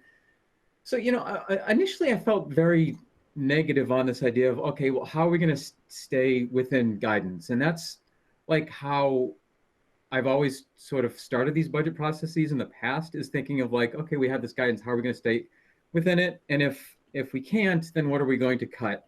And that sort of undercuts, no pun intended, this idea we've been talking about, which is let's start afresh, engage the public about what do you value in the schools, what do we need, right? What does the school committee feel we need? What needs do we bring from past years? What does the public say that we need? And build our budget from there. And I thought about this a lot last night, and I sort of came to this realization that the biggest piece of input I've received personally, most common piece of feedback from the public is no more cuts. People are tired of seeing cuts to the public schools, cuts to services. We've cut 5 years in a row, over $1 million combined from services, $300,000 last year, and people want it to stop. At least for the feedback I get, I feel like from the school committee's point of view, and this is I'm tying this back together into the topic, which is budget process and forum. Which I feel like the school committee's responsibility is to propose and advocate for a budget that meets the needs of our students, and needs is defined by the school committee public, and not necessarily fits within the guidance that we're given by the town. And I have great level of gratitude for the level of support that our town has given our public schools. It's been excellent. It's why we have excellent public schools, is they go way above the minimum required that the law requires for funding. But our role is different than the municipal representatives. Our role is to engage the public, like we're talking about doing, and saying what do we need.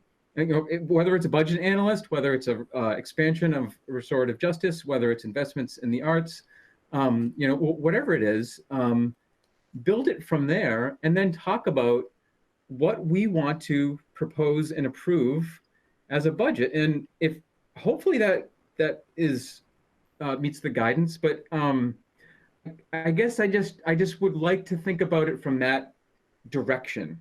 Right, then other than just saying, oh, well, we have this guidance, hopefully we don't have to cut. So I don't know how other people feel about that, but it sort of flips the script in my mind about how we think about the whole enchilada. The other thing I found really frustrating last night, and this is kind of a side topic that I'll bring up at agenda planning, is I really don't like the way that the town presents the accounting for charter school funding. The school budget absorbs the cost of charter school tuition.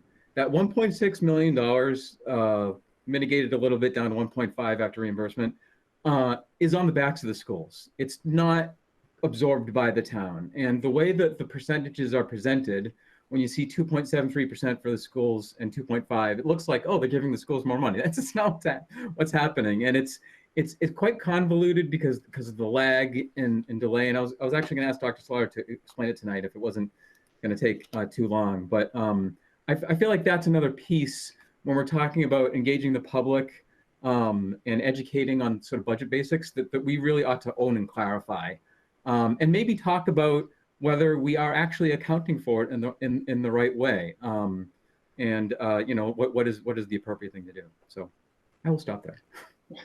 I'll just call out that charter school accounting is not on our agenda tonight. So that's like, we're talking about the budget engagement process, but but within the point about budget basics and explaining that, I absolutely do think we need to explain that. And that is one of the key things that actually was obvious to me as well last night was, and then I peeked in a little bit on the finance committee meeting today.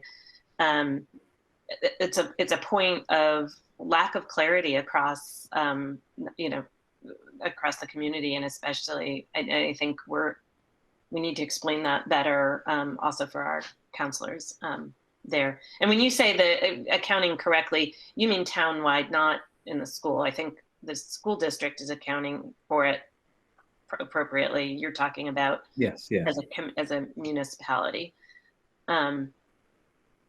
Dr. Slaughter?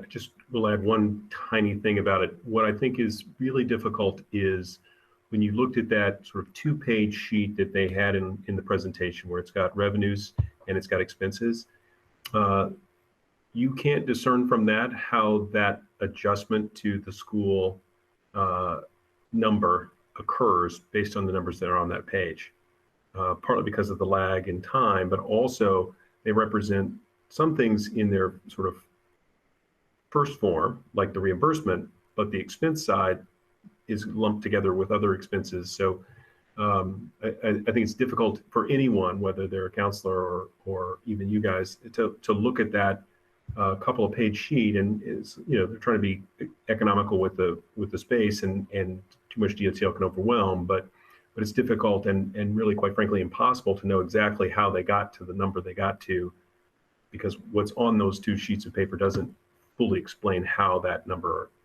happens. So I want to build on what Mr. Demling was talking about as well, when coming at it from a slightly different angle, which is landing in the same place, about talking about what, let's show what we need for a needs-based budget for the next year.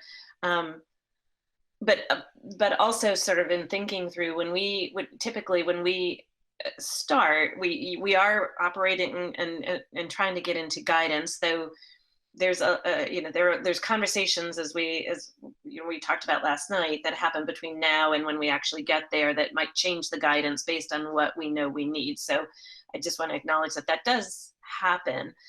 But in terms of how we're communicating what we need, we always start there with just a number that is, this is our level services budget, this is what we need. And then we show sort of all the changes that we would make in order to get to that guidance. And I think sort of building on Mr. Demling's comment, what I'd love for us to be able to show is, here is what we need, and show that budget and what that looks like and where that spending would be going. What is the reductions in spending that we're making because of not, I'm going to call it organic. There's staffing shifts, student shifts, savings in, negotiated contracts, and I'm optimistic on that. But I don't mean labor contracts, just to be clear. I'm talking about sort of the transportation contracts or utility contracts or any of the other things, right? Well, there's savings that we might have in the future years, and there's cost increases that we're going to have, and showing that, as well as some of the ads that we want and need, such as a budget analyst or Mr. Demling's sort of practices expansion, show that, so that then folks can see sort of the magnitude of any difference between what we need and what the guidance is. And then we can sort of have that conversation about what is the priorities for getting us there, but at least we're showing and advocating for what we actually need. And rather than just boiling that down to a single number. And I think, and it kind of gets at the conversation that we were having earlier, as Ms. Spitzer brought up, talking about the fourth quarter budget, is also showing how we're using other funding sources to support that need, not just the municipal. Again, to show, here's the true cost of providing our services next year. Here's how much we anticipate we'll be able to fund from other sources, and here's what we need from the town of Amherst. And then compare that to what that guidance is, so that we're not making cuts before we actually get to the budget that we're voting on. sorry, the budget that we would like to request from the town.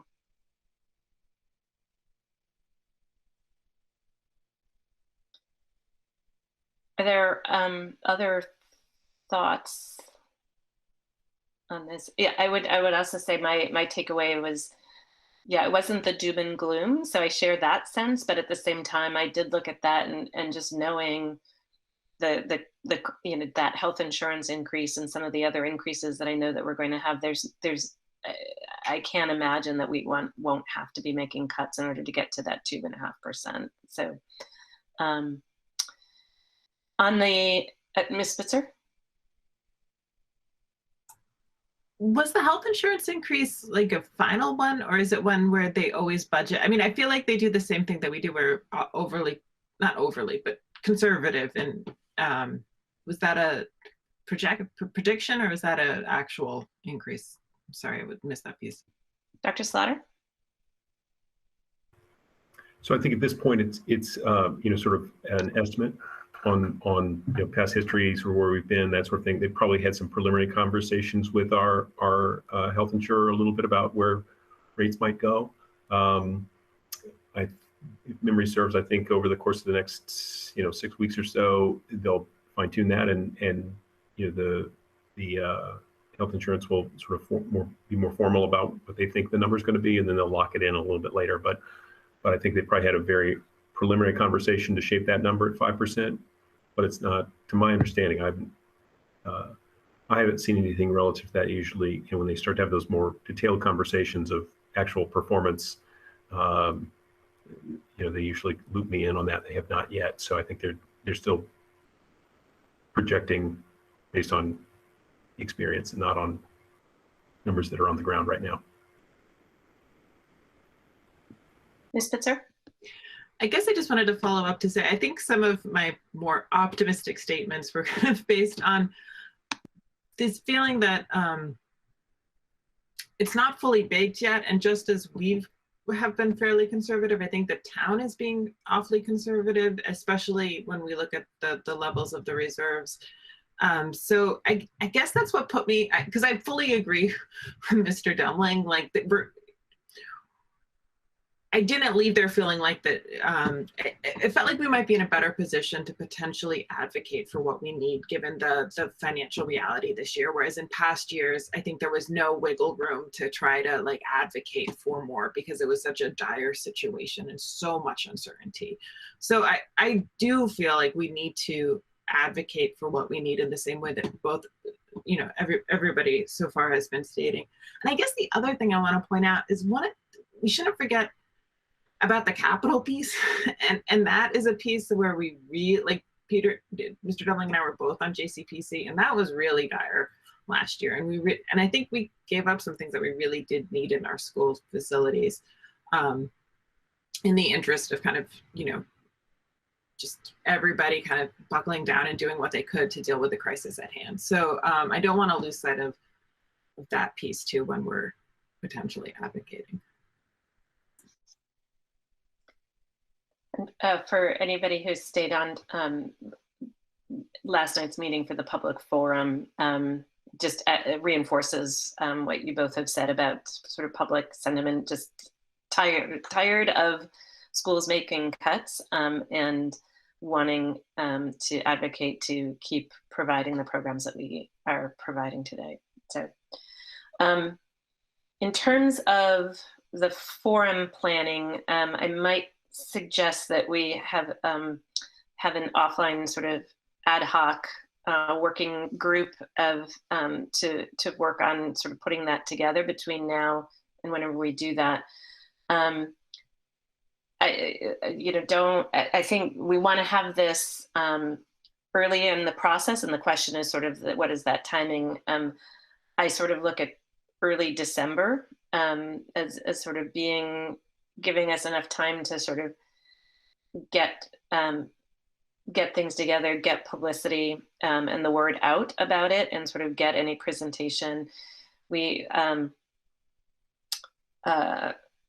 actually we haven't looked at that budget basics document from an Amherst perspective, but I think that we can leverage a lot of the work that the regional school committee has been doing, and the budget committee subcommittee of that body, because that's a really solid resource that's been developed, and can sort of be a starting point for that. So I think some of this is additive as opposed to completely reinventing the wheel there. Dr. Slaughter, do you have any thoughts in terms of timing? You're closer to the actual timeline, and know when from your perspective that feedback would be helpful. Yeah, I mean, obviously, early December is a great time to get feedback, especially if as you get that feedback, it has significant changes to programmatic kinds of things that that you seriously want to consider evaluating. Yeah, obviously getting that earlier in the month is much better, so that when we get into January and the proverbial financial train starts to leave the station, we've got ourselves with some solid choices that we feel fairly confident in what the costs would be, sort of what those expenses really look like and what those trade-offs are. So yeah, I think the earlier part of December, and additionally by virtue of the fact that also there's holidays in there that start to occupy people's mental space and time as well.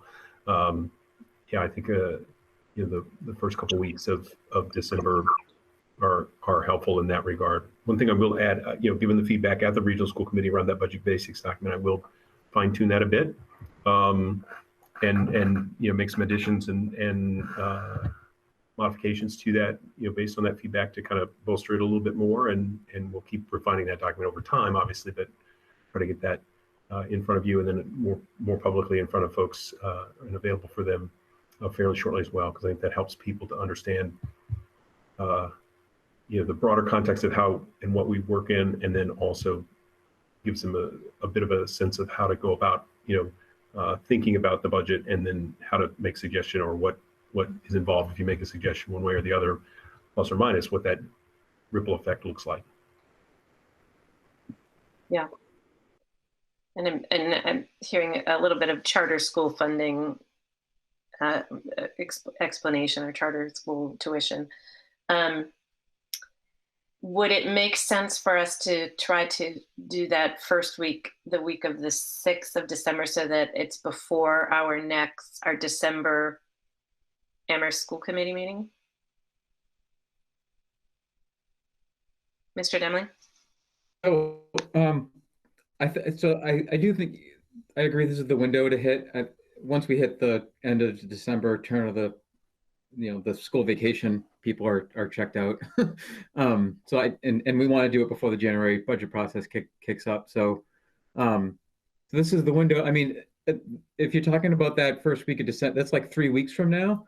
So I think we would probably have to finish off any decisions we need to make right now about scope and purpose and other logistics, and then probably identify a couple people to work offline to push it to completion. I'm certainly happy to contribute if you're looking for labor.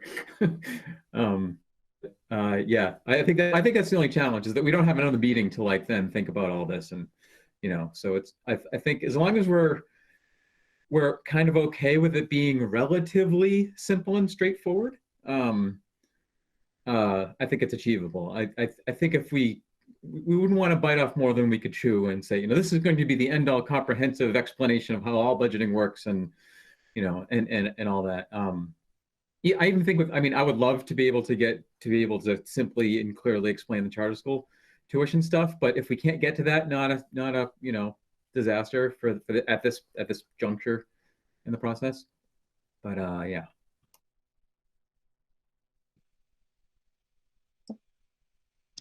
Okay.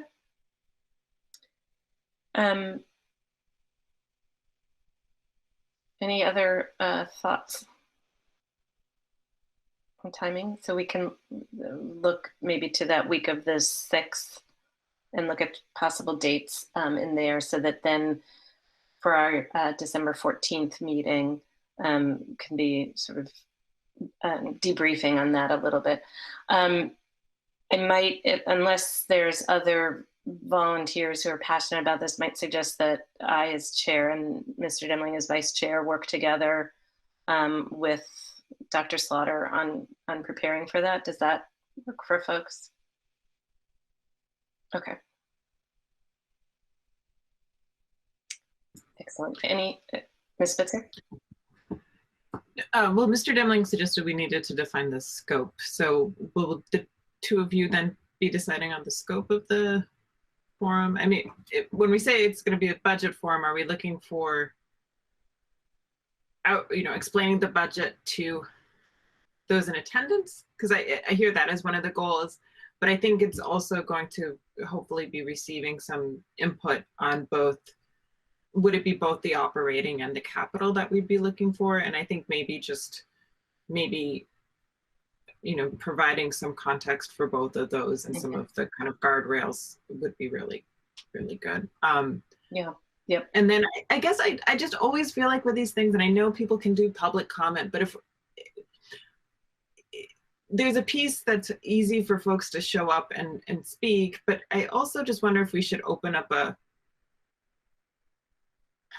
no, we shouldn't do, as I'm saying this, I'm like, no, we shouldn't. There are too many surveys out there, but I just always get frustrated with this idea that, like, even though we've moved to this virtual space, that giving feedback on these types of things requires a certain comfort with coming forward, stating doing all this public engagement. And I do think, like, for those of us who might be more introverted or might not feel as comfortable coming out in this forum, like, maybe we just make sure to include an email address, or when we're advertising this, I just would really love to find a way for folks to give some input that doesn't involve necessarily showing up, but we're doing it during a specific period of time and giving them the link to the meeting so they can watch and then digest it and give us some feedback, just because I think that's a good way to try to get more input. Yep. Dr. Morris? Yeah, I know we're looking to move on perhaps from this topic, but I don't want to, I wouldn't be just dismissive of your own idea so quickly, Ms. Spitzer.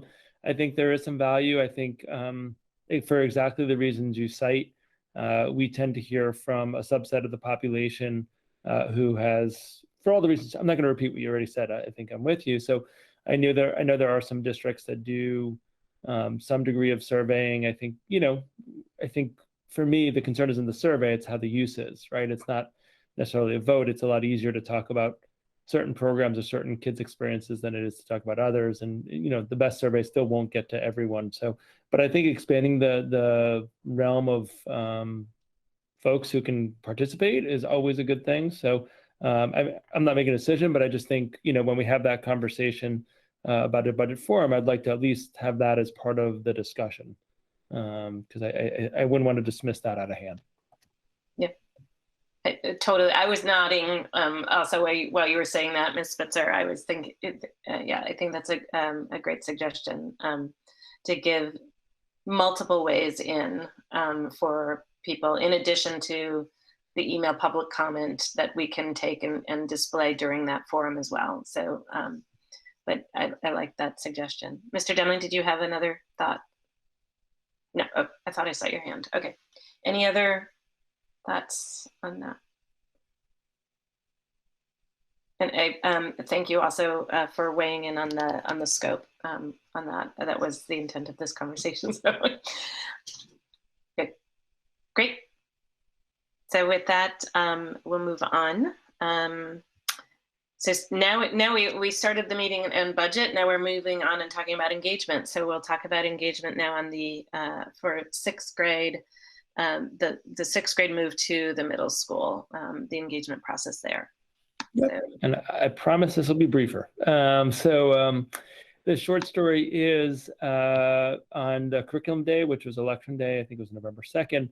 I met with teachers and staff members who work with sixth grade students. That involved one of the principals came, but also classroom teachers, special ed teachers, ELL teachers, other folks who work with sixth graders.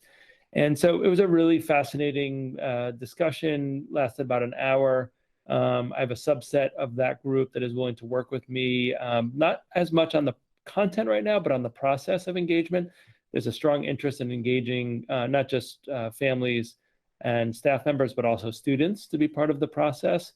And so we are meeting on December 30th to flesh out some ideas and a timeline that I'm happy to bring back to you at that first meeting in December. But I think it really matters that staff members are part and parcel of the design work, not just the content work, but the actual design work as well. They're going to make or break this, strong words, but a little tired, make or break, the success of the transition. And I think, what I heard in that first meeting was kind of a mix of three things. One was sort of organizational, operational questions that I was able to answer most of, but not all of. The second was some content. But I think the third was really purely like, we want to, make sure that our process is clean from the front end and not be kind of doing all the content before we do the process, which is people's, sometimes the inertia pushes us in that direction. And I really thank you for giving us all the time to really be working on the process pieces, not simultaneous to content. So at our next meeting, which is, I believe, the 14th, I think we'll be able to bring back a much more clear kind of draft or protocol for engagement on this 6th grade question that we can start in earnest after this next year. But really appreciate the staff members for their ideas, their thoughts, and coming up with really very real things. And one of the things we're interested in is sort of how do we get feedback, but also what do we want to get feedback about? And trying to identify what are buckets of work. So for no surprise, one is, what's the educational model? Is it kind of integrated into the 7 and 8 with the team model? Or is it kind of like an Uber team model where there's 2 teachers who each share the 4 core content areas? Another topic that came up is world language, right? There's kind of a sort of integrated into 7th and 8th grade model. There's also a lot of 6th grades in 6th grade middle schools that do the exposure model, where they take 1 quarter each of 4 languages so they can make an informed choice by the time they get to 7th grade. So there's a lot of those types of things. So what we're trying to do is identifying what buckets are out there of decisions that need to be made, and then what's the engagement process for them. And the right group of people is agreed to join me to work on this, and I'll be happy to come back in December with more content and process information for you all consideration.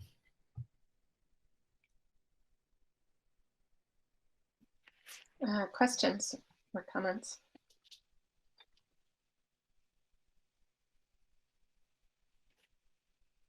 Mr. Deming? Just that I think that's the right sequence to start with educators. When I think about, what should 6th grade look like at the middle school, I'm sure there are many parents that have feelings and thoughts on it. I find it's hard to react in a constructive way if you don't have something to react to. So I think if you're a professional educator, particularly who teaches this age group, you're going to be able to look at a blank whiteboard and start to fill that up with some really good constructive ideas, where it's probably a little more challenging if you're not. So I think that's the right sequence. And like you identified was, I think, really helpful. What are the questions to ask, right? And so when we engage with parents, especially that first adopter group, that first year of students who are going to be the 6th graders and their parents, we'll be able to have them react to that and then adjust accordingly.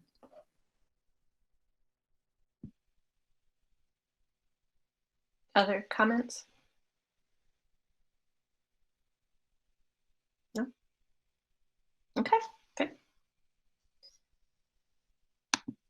Thank you. I look forward to that in December.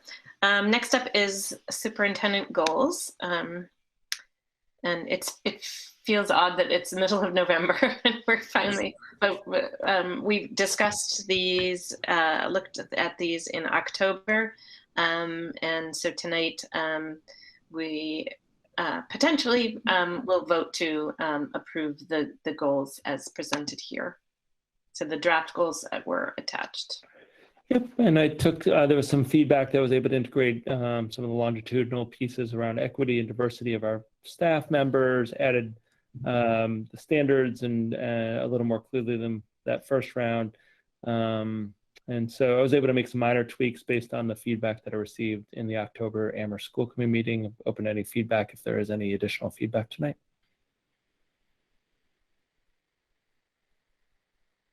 Any feedback?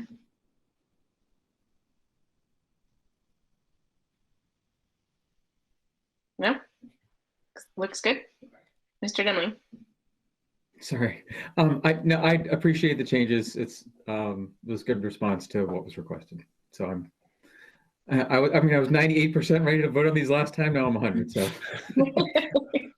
So would you like to make a motion? I move to approve the superintendent's goals for this fiscal year as presented. Second.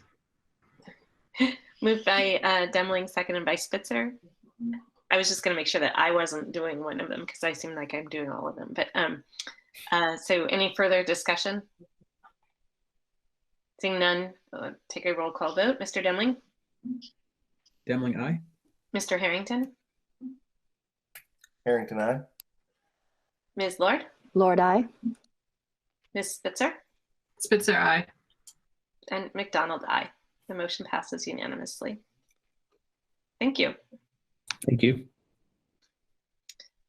And next up is future agenda planning. So we have a full agenda on the 14th as our next meeting. So we'll have our updates on safety and health and safety, as well as the school building committee.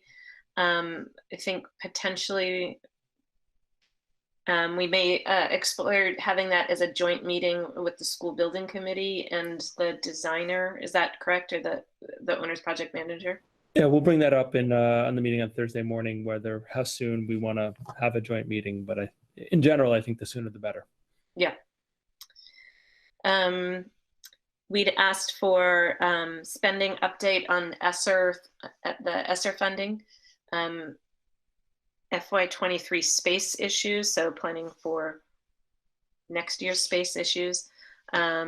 We'll continue on the FY23 budget planning, so debrief on the forum as well as guidance, and the process for moving 6th grade to middle school.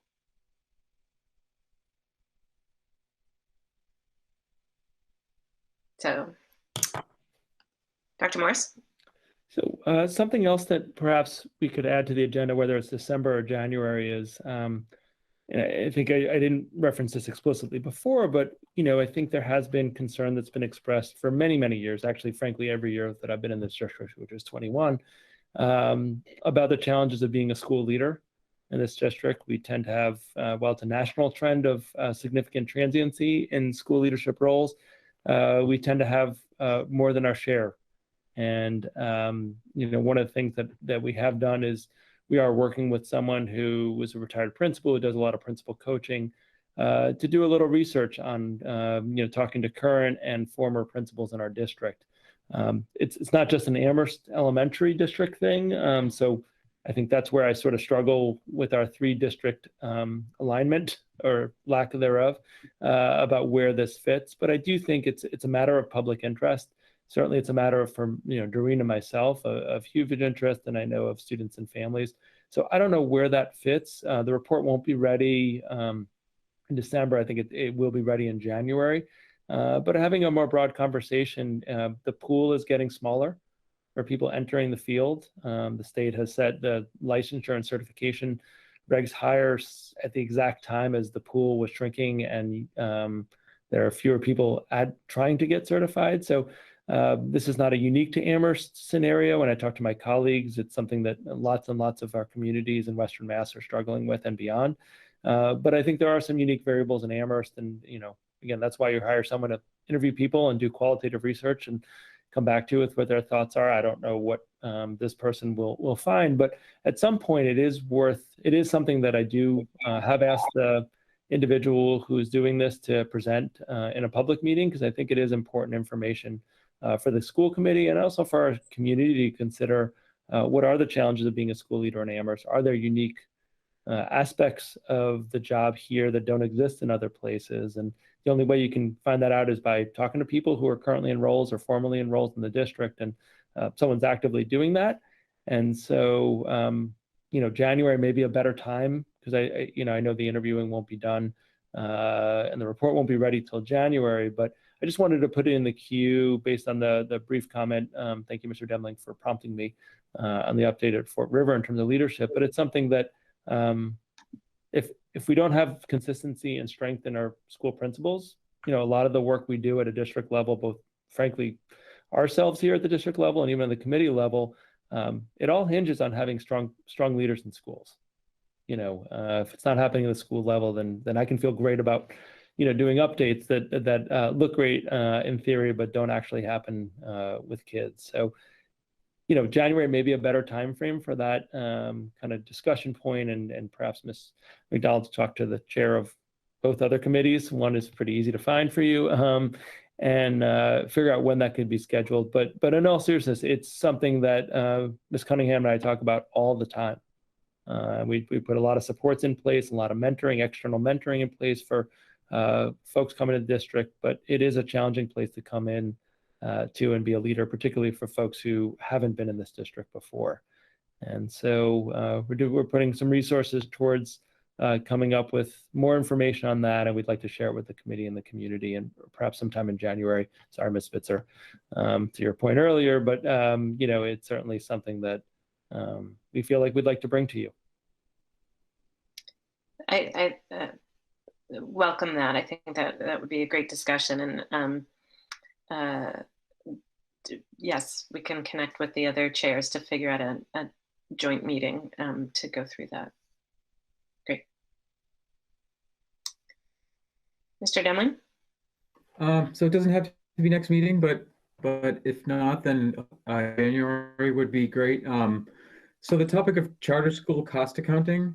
So that I briefly mentioned this before, but then stopped because of scope. But the reason why I think it would warrant discussion at the school committee level is that the way that it is accounted for now by the town of Amherst, where the schools absorb the cost of the charter school tuition bill, it turns out that that's not common practice, and so it raises the question: should we update our practice of should the town update its practice? Should the school committee support a budget that updates the practice of how that's accounted for?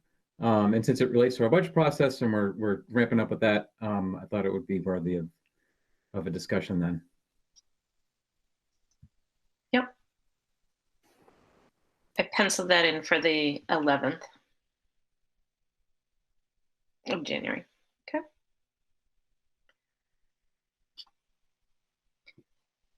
Any other thoughts? No. Okay. And obviously it's not carved in stone right now. So there's if you think of anything for our December meeting or changes, just email me. Great. Warrant report. I apologize. Since it's been a month, I have 6. So I will read these off now. So I, Allison McDonald, authorized by my signature payables to payroll. I'm authorized payroll in the amount of $709,712.38. Dated September 22nd, 2021, and I signed that on October 20th, 2021.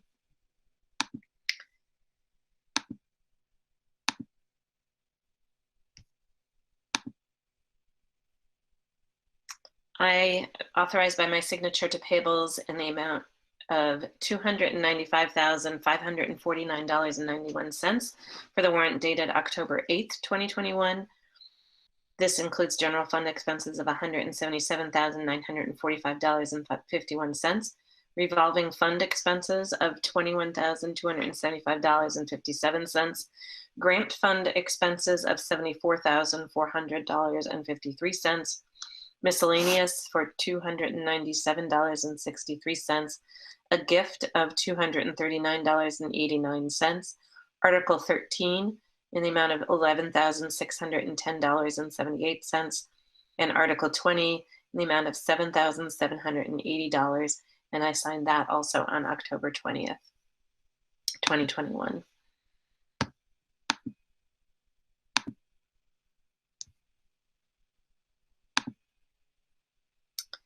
I, Allison McDonald, authorize payroll in the amount of $603,725.87 dated August 25th, 2021, and I signed that on October 25th, 2021. I do think that date might have been in error when I received that, that I signed that on the 25th.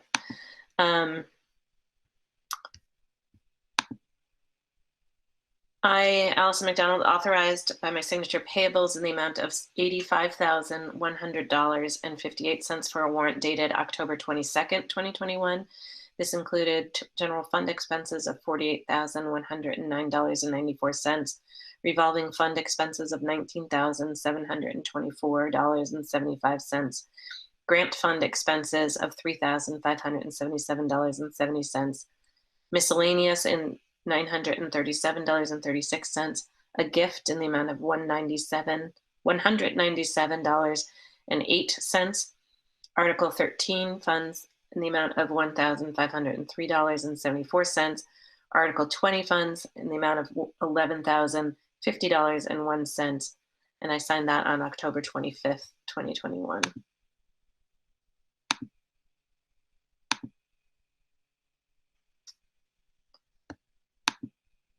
Two more. I, Allison McDonald, authorized payroll in the amount of $744,684.82 dated November 3rd, 2021, and I signed that on November 3rd, 2021. And last, I, Allison McDonald, authorized by my signature to payables in the amount of $194,538.81 for a warrant dated November 29th, 2021. This includes general fund expense of $109,906.07, revolving fund expenses of $6,744.59, grant fund expenses of $71,994.42, miscellaneous dollars in the amount of $613.74, and Article 20 funds in the amount of $5,279.99.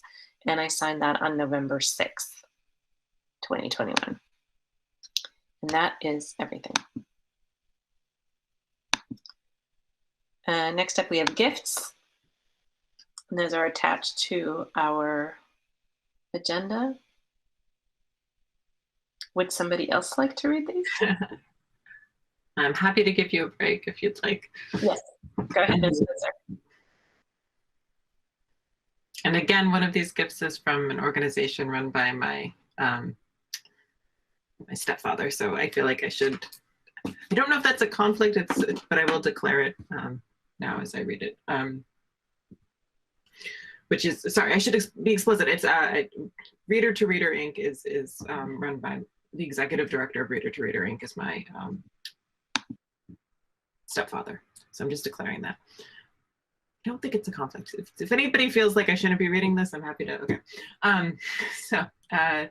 I move that the Amherst School Committee accept the following gifts from Marta Olver, number 996146 and number 996169 to support the Crocker Farm at the principal's discretion in the amount of $20. From Reader to Reader Inc., which is based at Amherst College, to support 58 coats to be distributed to students by the Family Center at the region and in Amherst for an estimated value of $1,000. So total gifts in the dollar amount of $20. And then, do I need to make a separate motion for the grants or can I roll them in? Okay. Okay, and I'll also move that we accept the following grants from the Amherst Education Foundation, Incorporated, to support garden learning and ethnic studies using outdoor spaces to decolonize the curriculum in the amount of $3,795. And also from the Amherst Education Foundation, Incorporated, Playground Picture Communication Board for valued at $3,200 for a total in grants. This doesn't add up.